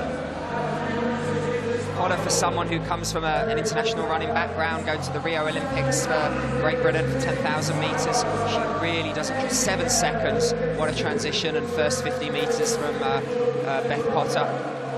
Cassandra will be looking, breathing both sides, but she'll definitely be looking on that tumble turn to see how Beth Potter, if she's closing up.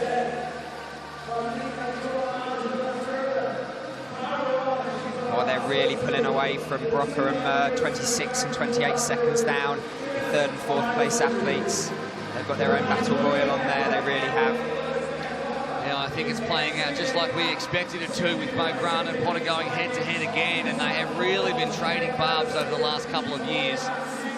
Not only in the Supertri format, but also both standing on the Olympic podium in 2024, both picking up a world title in the World Triathlon Championship Series in 2023 for Potter and 2024 for Bo Grant, beating Potter into second position. So it's really been these two who have been the cream of the crop of women's short course racing, and we're seeing it again here as those two have won half of the pool to themselves. No one else within any sort of distance. Looking at nearly 30 seconds. You can see how smooth Cassandra Bo Grant's stroke is in that blue. Just long, lopey, catching the water at the front. 8 seconds, so has captured that 1 second back. There we've got Brocker, nice choppy stroke there. I think they've held each other. I think that is a fantastic swim there from Beth Potter. They've held each other, but they've put about 10 seconds into the chasing pack. They have. That's Olympic medalists. See, make sure no mishap, everything in. And now she had some kind of issue with the bike last time around. Let's hope that doesn't happen again for Cassandra Bo Grant. Onto the gold bike she goes with the gold shoes. She's in a big gear there. She's changing down and she's back up to speed. Oh, Beth Potter, oh, she's got a foot in. Did you see that? Beth Potter put a foot in straight away.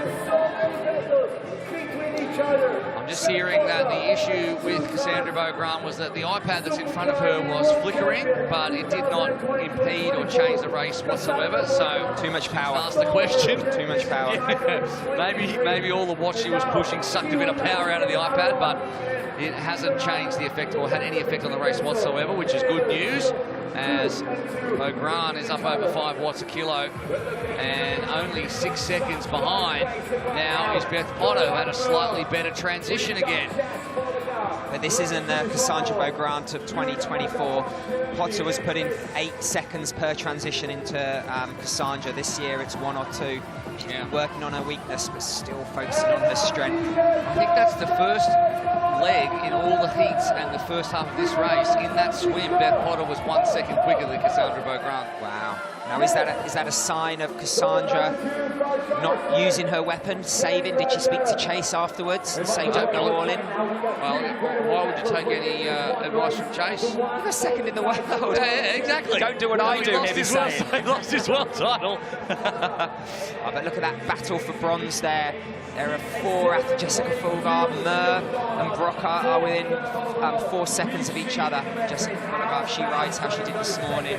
In that second round, she was just so strong. Brocker, though, the 24-year-old, well, her best is 7th last year, and she looks on track to best that.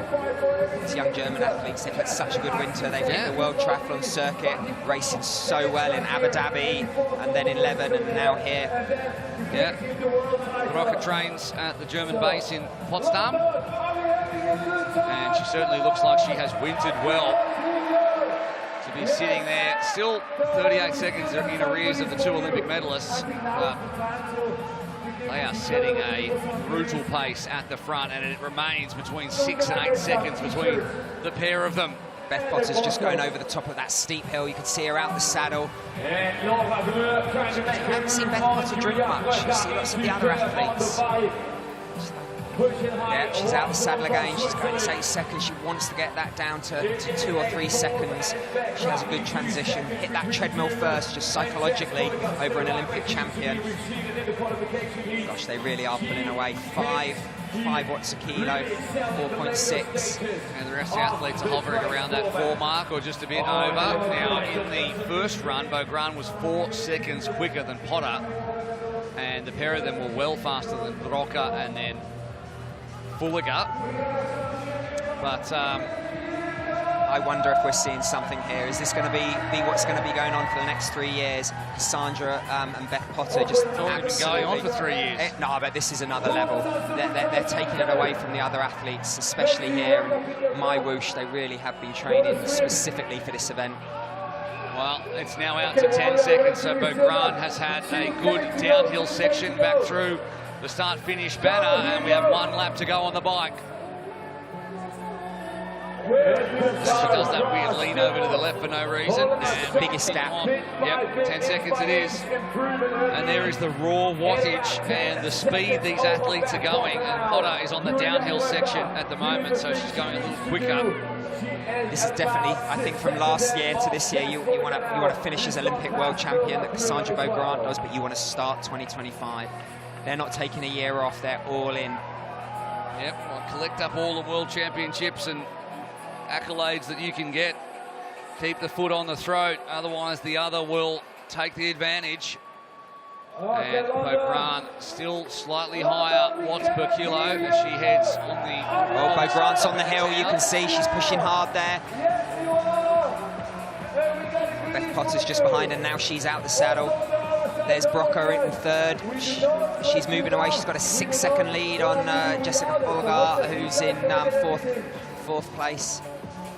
Polgar, though, supreme biker, and did a 6:40 in the first bike, which actually put her 5th fastest. So she's on debut in this format. It's slightly different. Everything about it is about 95% the same and 5% different. It's that 5% that experience shows can make the big difference. As we saw in the men's race, the 2 most experienced athletes finished 1 and 2. You can see Beth Potter's hair there. They do have big fans in front of them and on the treadmill. But some of the athletes from the heats were saying it was just blowing around hot air. It really wasn't cooling them down.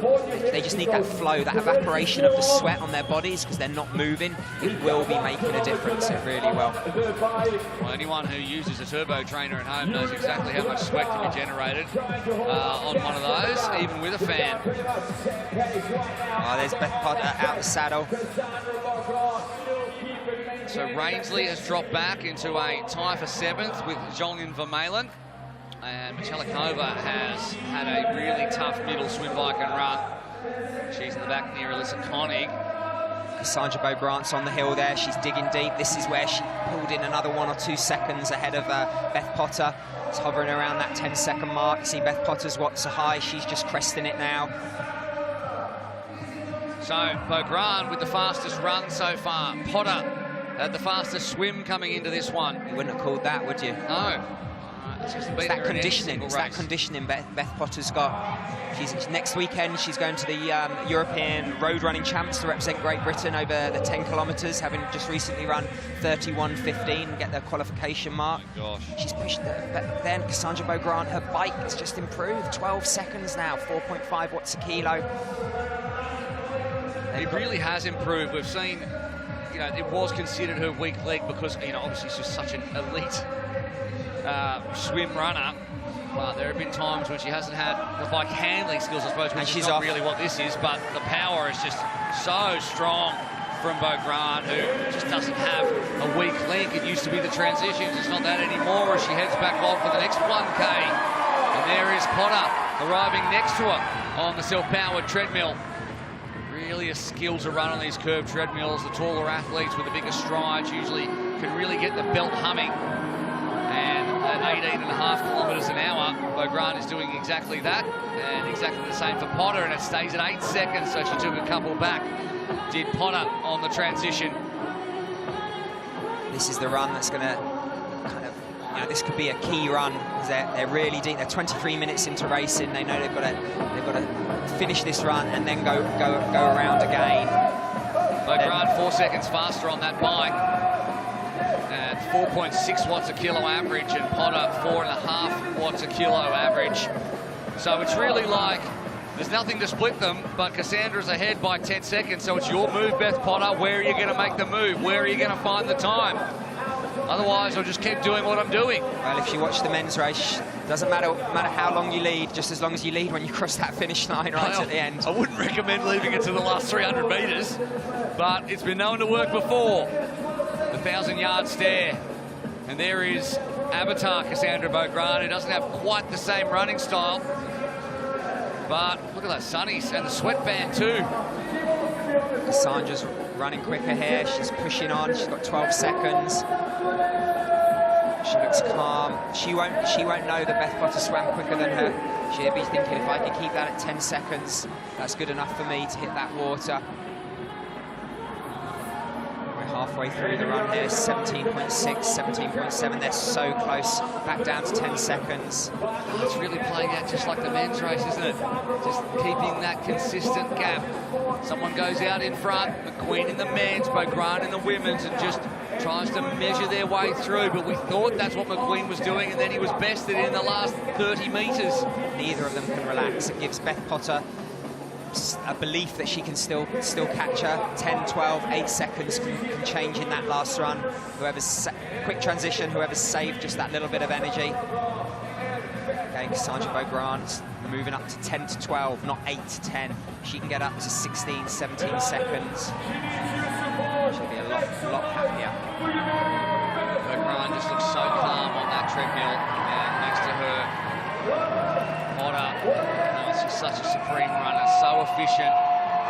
Julia Brocker's moved ahead, 15 seconds in third, ahead of Jessica Fullagar.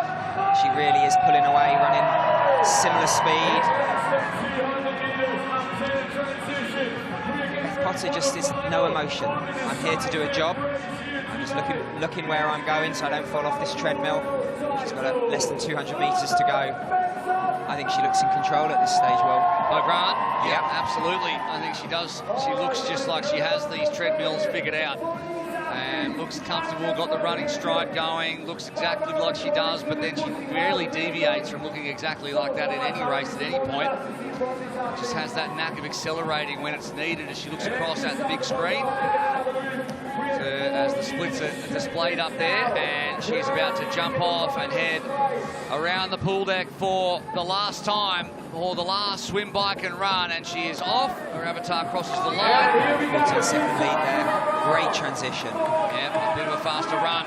Beth Potter will be waiting, counting the meters down on her screen. So this is the biggest gap we've seen here. Physically, you can see that. Here comes Beth Potter. So it's been a race in two between Cassandra Beaugrand and Beth Potter. Beaugrand took the advantage very early on in this race, and Potter has just held on between 6 and 10 seconds in arrears, and now it's out to 14 with the last swim, bike and run. And it was a bit slow again, so Potter will come around, see that maybe she can cut it from 14 seconds. On goes the cap, nice and quiet, second time around too. So, a little bit slower. Fatigue is setting in here. Small things that they do every day, just not quite as smooth as round one. Yeah, the gap is bigger. It's probably 5 seconds bigger than when they're at this point on the second swim. So, Beaugrand is putting her foot down, rock her out onto the pool deck, as she'll run in the front of your screen in just a second. There she is. She looks good. She knows she's got clear ground. She'll be looking over her shoulder for that fourth athlete. She knows the race for 1 and 2 has gone ahead of her. Jess Fullagar on the pool deck as well, and she's going to round the turn at the top. And Rock was on first. And backwards pull. That was actually quite efficient from Crocker. She used her bun to lever the hat over. I like that. Do that actually. The way your hair is at the moment, Tim Don. Indeed. De Koning off, Rainsley off. The two of them are together as well.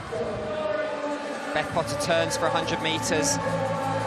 Sorry, Beaugrand, and she's well ahead. We're going to get a split time now. It was 14 seconds 100 metres ago. We'll find out where it is when Beaugrand, or when Potter hits the wall. 15. So nothing really between them. But Beaugrand again, she's on that lane rope moving away. I don't think she needs to now, because there's definitely clear water between Cassandra Beaugrand and Beth Potter. But again, losing 1 second to Cassandra Beaugrand is nothing to shy at all. I mean, she swam quicker than her in the last round. This is true, but it's not going to win her a world title. It's not going to help her defend her title, and it could be a second Supertri title for Beaugrand, and the two of them will then have scooped up all of the last 4 years' worth. Again, Cassandra Beaugrand had the quickest run there. 3 seconds quicker than Beth Potter. Transitions only 1 second between them, so she's really worked on her weakness. 16 seconds now, just edging away, edging away. Down the turn of the wall for Julia Brocker, who remains in 3rd place. But there's so much daylight between her as out of the pool comes Cassandra Beaugrand. For the last time, she waves goodbye to the cap and goggles and heads onto the bike for 4 more kilometres and then a 1 kilometre run. Exactly the same positioning as Chase McQueen was in the men's as she slips a little bit on the gears. 17 seconds, that's the biggest gap we've seen. Beth Potter's got to do something special on the bike here. Hasn't bothered to put the feet in the shoes yet. Change it here. But straight in goes Potter, and she's going to need to find something. She's going to need to find a new gear. She's going to need to find something extra.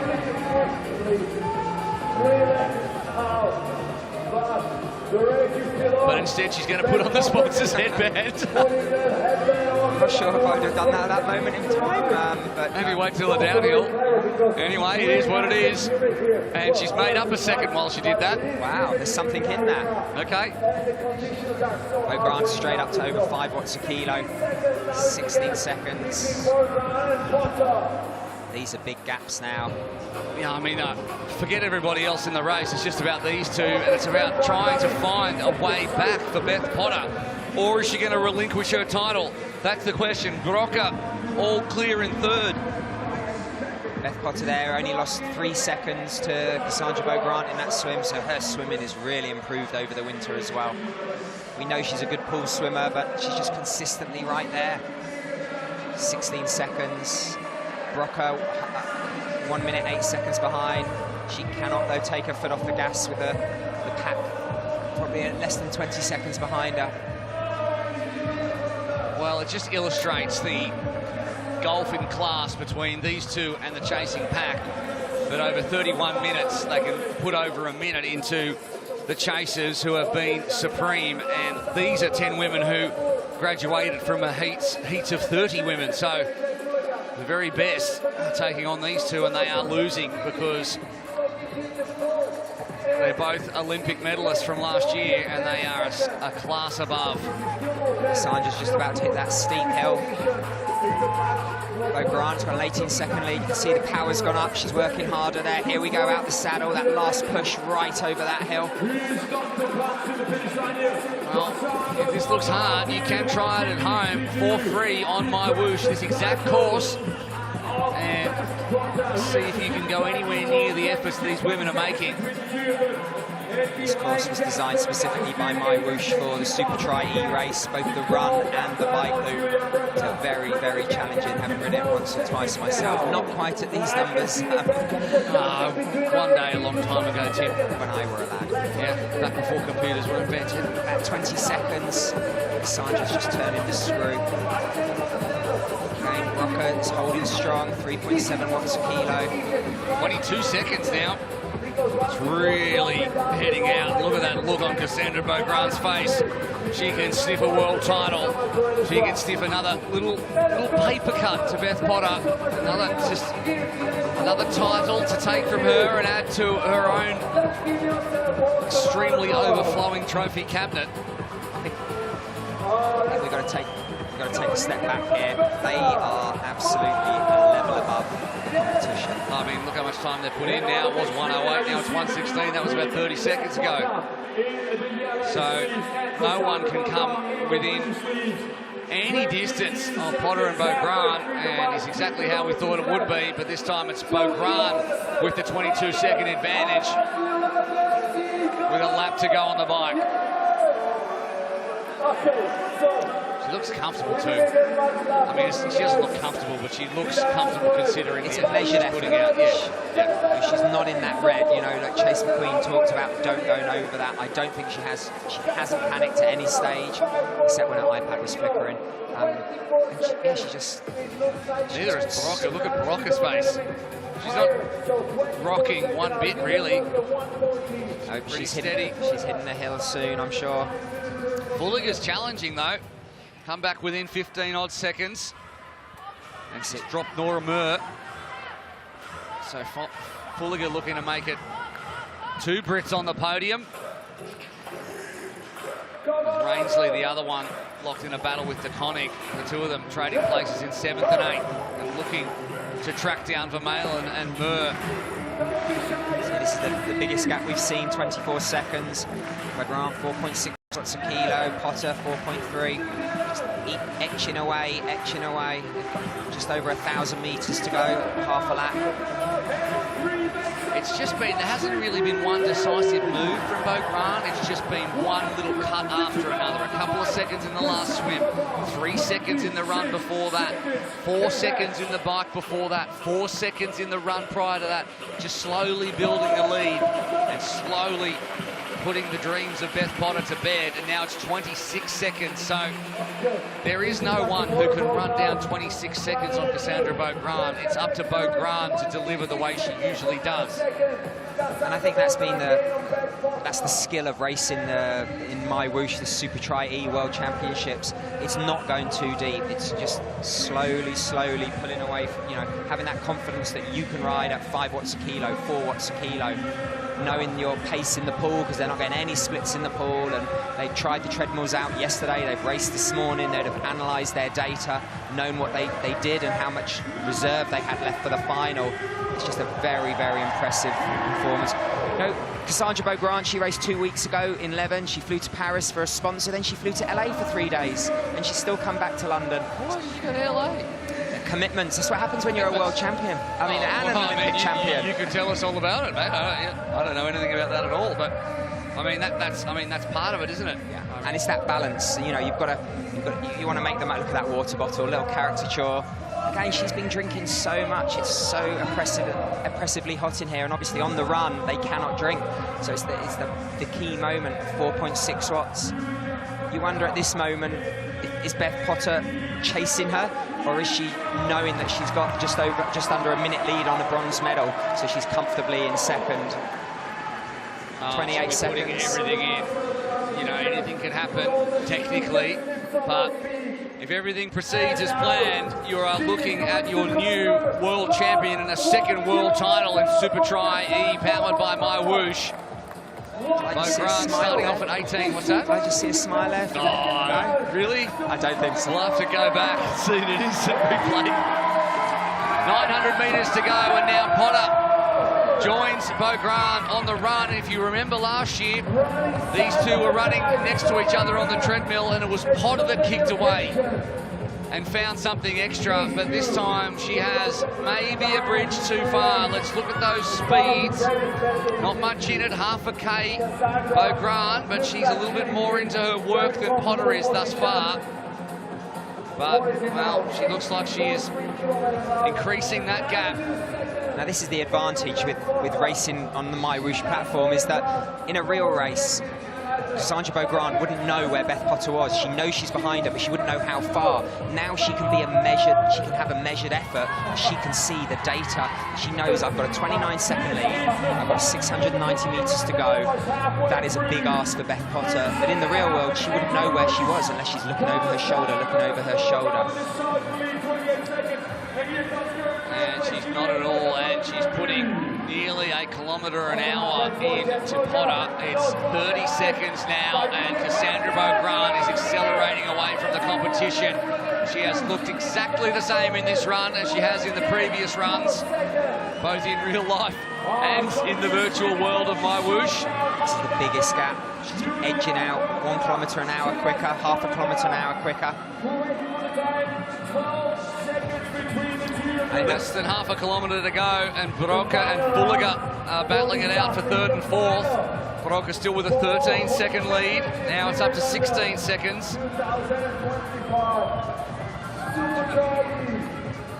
Looks like she's running in slow motion, Cassandra Beau Grant. But that's the art of a world-class athlete. They make it look easy, and I say it never gets easy, you just get faster. This is a whole solid winter of training. This isn't just a walk in the park for her. She respects Beth Potter, an Olympic bronze medalist. She knows she's a phenomenal racer in this format. And now we are in Beth Potter's home yard in Great Britain here in London. She's taken nothing for granted. Yeah, just a little bit sweeter when you're Cassandra Beaugrand to beat Beth Potter, but to do it here in Great Britain and right in the heart in London with a big crowd all supporting her. Cassandra Beaugrand, she has plenty of support here as well as the Olympic champion.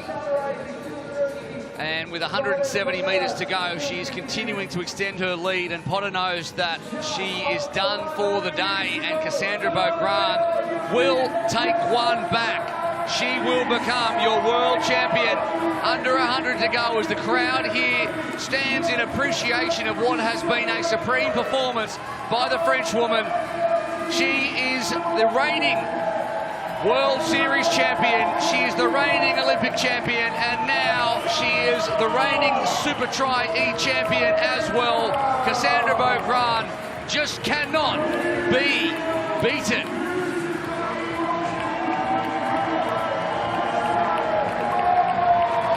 That was a dominant performance there. There was no chink in her armour. The swim, the bike, the run, the transitions. She has improved across the board. And this is someone who's just won an Olympic gold medal. Beth Potter, though, finishing it off. How about everyone else hits the deck as soon as they're finished? Cassandra Beaugrand, I'll just pick the shoes up and I'll just pop off, and now I'll just go and have a sit down over here. That means she did measure it a bit. Beth Potter, she smiles, she's happy, the fans are enjoying it as well.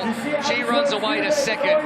Still, after all these years, has never finished below second in any race in the Supertri E format, and the pair of them know that they have gone head-to-head again in a good, honest race, and they are both elevated by the rivalry with the other. See how it is there. The rest of the 8 athletes continue on their race for a good extra minute. Both of them just look fresher than the men did. They do, indeed. I think definitely they, you know, after the second round, they had that, they were fighting each other. They didn't have to worry about anyone else, you know. And look at the smile on Julia Brocker's face. The 24-year-old has held on to a World Championship podium, and she is stoked. And good for her too. And she's put it all in though, hasn't she? That's what we like to see.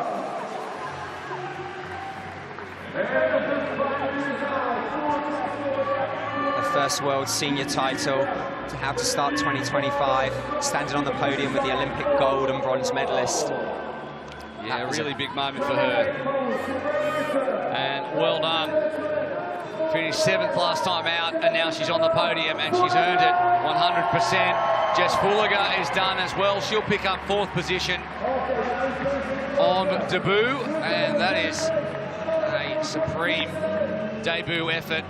Nora Murr finishes in 5th and gets the hug from Beth Potter. Training partners there up in Leeds. Sian Rainsley there finishing hard. You can see how exhausted they are. This is a brutal event. Rainsley finishes 6th and just pips Barbara de Koning, who had a good effort. And that's that stare, that 1,000-yard stare. We see that a lot in Supertri E. Jolien Vermeulen finishes in 8th position, and then it's Susanna Michalikova and Alyssa Konig. Our last finishers out there, Michalikova, who will probably be a little disappointed with this effort in the end. She's such a young athlete. That's true, and they're getting the big cheer over the line from the crowd as they continue, and Michalikova finishes 3 minutes and 10 seconds back. Alyssa Konig is a further 13 seconds behind, so she's out there on her own at the moment. Should be noted that all these 10 athletes beat out a further 17 athletes who didn't make it through to tonight's final. A lot of respect between these athletes who have managed to even make it through about 40 minutes of racing. And this is a World Triathlon World Cup here, so everyone is walking away with world ranking points. And that's really important when it comes to the end of the year, when it comes to your individual ranking, your country ranking, everything counts. You can see there the women, they are exhausted. You can see how hot they are. Gosh. Yeah, it's a tough one. You always wonder after a debut like Jess Fulliger's, when you ask her whether she'd come back and do it again.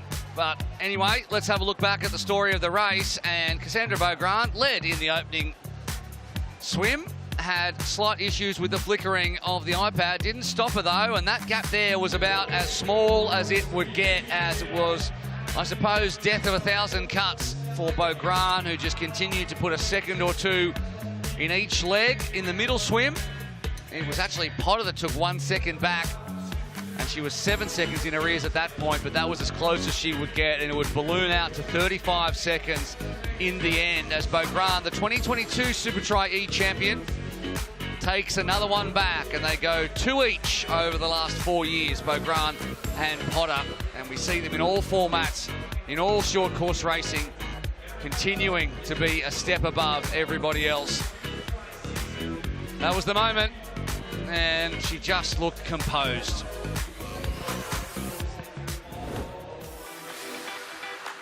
So the official results are in, and it was 34 seconds in the end. Beaugrand, the French woman, continues on her way. World Championship title after World Championship title.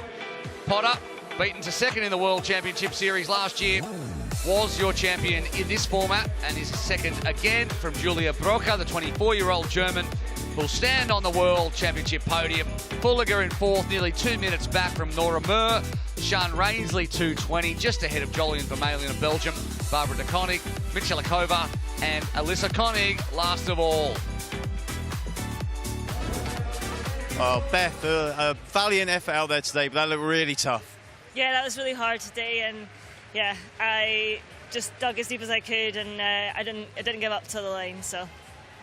I mean, she kind of Cassandra got away from you quite early, and just kept edging and edging and edging. Yeah, I tried to hold the gap for as long as possible, and also tried to just gauge my own effort as well. Yeah, I'm happy with opening my season here. It's my first triathlon since the end of the season last year. So yeah, onwards and upwards. Well, congratulations, Beth. Still this incredible record. Never finished worse than second. Incredible. Thank you, thanks. And I just want to just dedicate this race to some friends in Leeds, Jack and Vicky, who are going through a really tough time. But yeah, we're all behind you. That's lovely to hear, Beth. Thank you very much. And let's bring in Cassandra. Cassandra, Olympic champion, world champion, now Supertri E world champion. How does it sound? Yeah, it's very brutal. Like I was not remembering how hard it is, but it's very hard. And I think like it was very challenging, obviously, with Beth. So yeah, like it's nice having like big battle like that. And I mean, you look so comfortable. You got out hard from the start and then just kept edging and edging away. It looks like, but I'm actually not. I was pushing hard, and I was just trying to work hard. Like whatever, I was like, if I blow up, I blow up. So I'm just happy with the result today. Well, many congratulations, Cassandra, and another trophy for your cabinet. Thank you.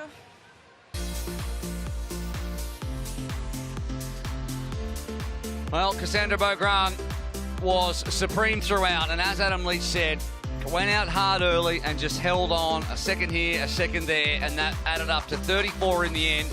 And Beaugrand, who finished last year with the Olympic and world titles, starts this year with a win in Levant and another one here indoors at the Supertri World Championship, and she will stand on the top step of the podium alongside Beth Potter and Julia Broca.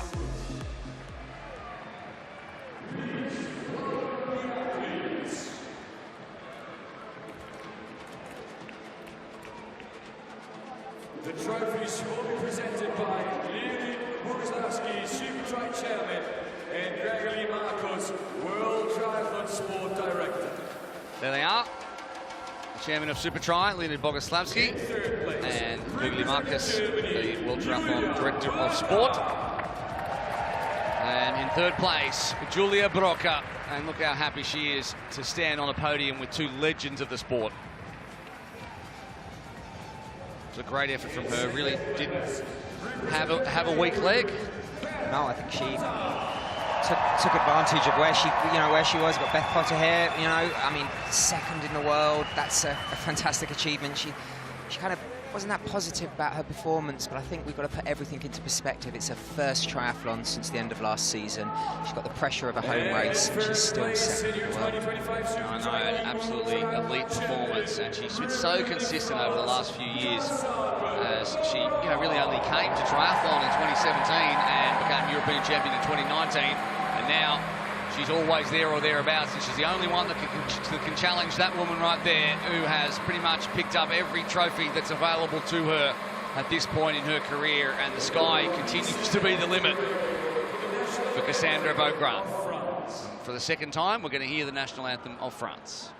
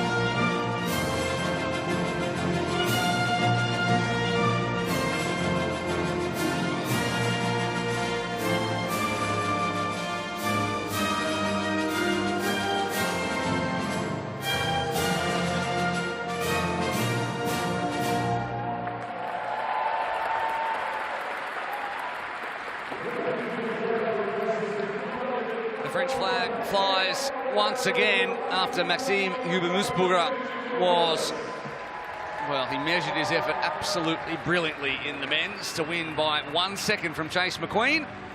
And Cassandra Beaugrand wins by a bigger margin than that from Beth Potter. And the champagne sprays once again. And in fourth position overall was Jess Fulliger. And as she watches this, we'll get some words from her, thanks to Adam Leach. Well, Jess, a Supertri League regular, but a Supertri E debut. Talk us through it. Oh, that was brutal out there today. After the heats, I thought, I don't know if I can do that again. But you get into it, and the crowds really came out tonight, and racing at home was fun, and yeah, I had fun. Can you talk to us a little bit about how unique it is to race something like this as well? Oh, it's completely different to anything I've ever experienced, so I was a bit nervous coming in because I didn't know what to expect, but yeah, no, it's fun and it's different, and I think that's what I enjoyed today.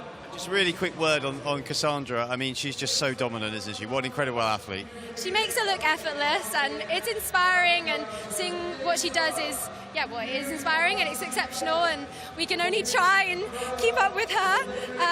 So yeah, no, she smashed it today, and Beth did too. Well done, Jess. Thank you. Well, it's different to anything else, and it is extremely hard as well, and that is just the start of Supertri in 2025. The Supertri League is back, bigger and better than ever. The fight is on. This is brutal racing. This is going right down to the wire. The crowd is going wild. The most intense racing I've ever seen. Oh my word, I've almost had a heart attack. Cannot wait for that. We hope you've enjoyed this as much as Cassandra Beaugrand has as well. On behalf of Adam Leach, Tim Don, and the entire team here at Supertri, it is bye for now, and we'll see you at league time.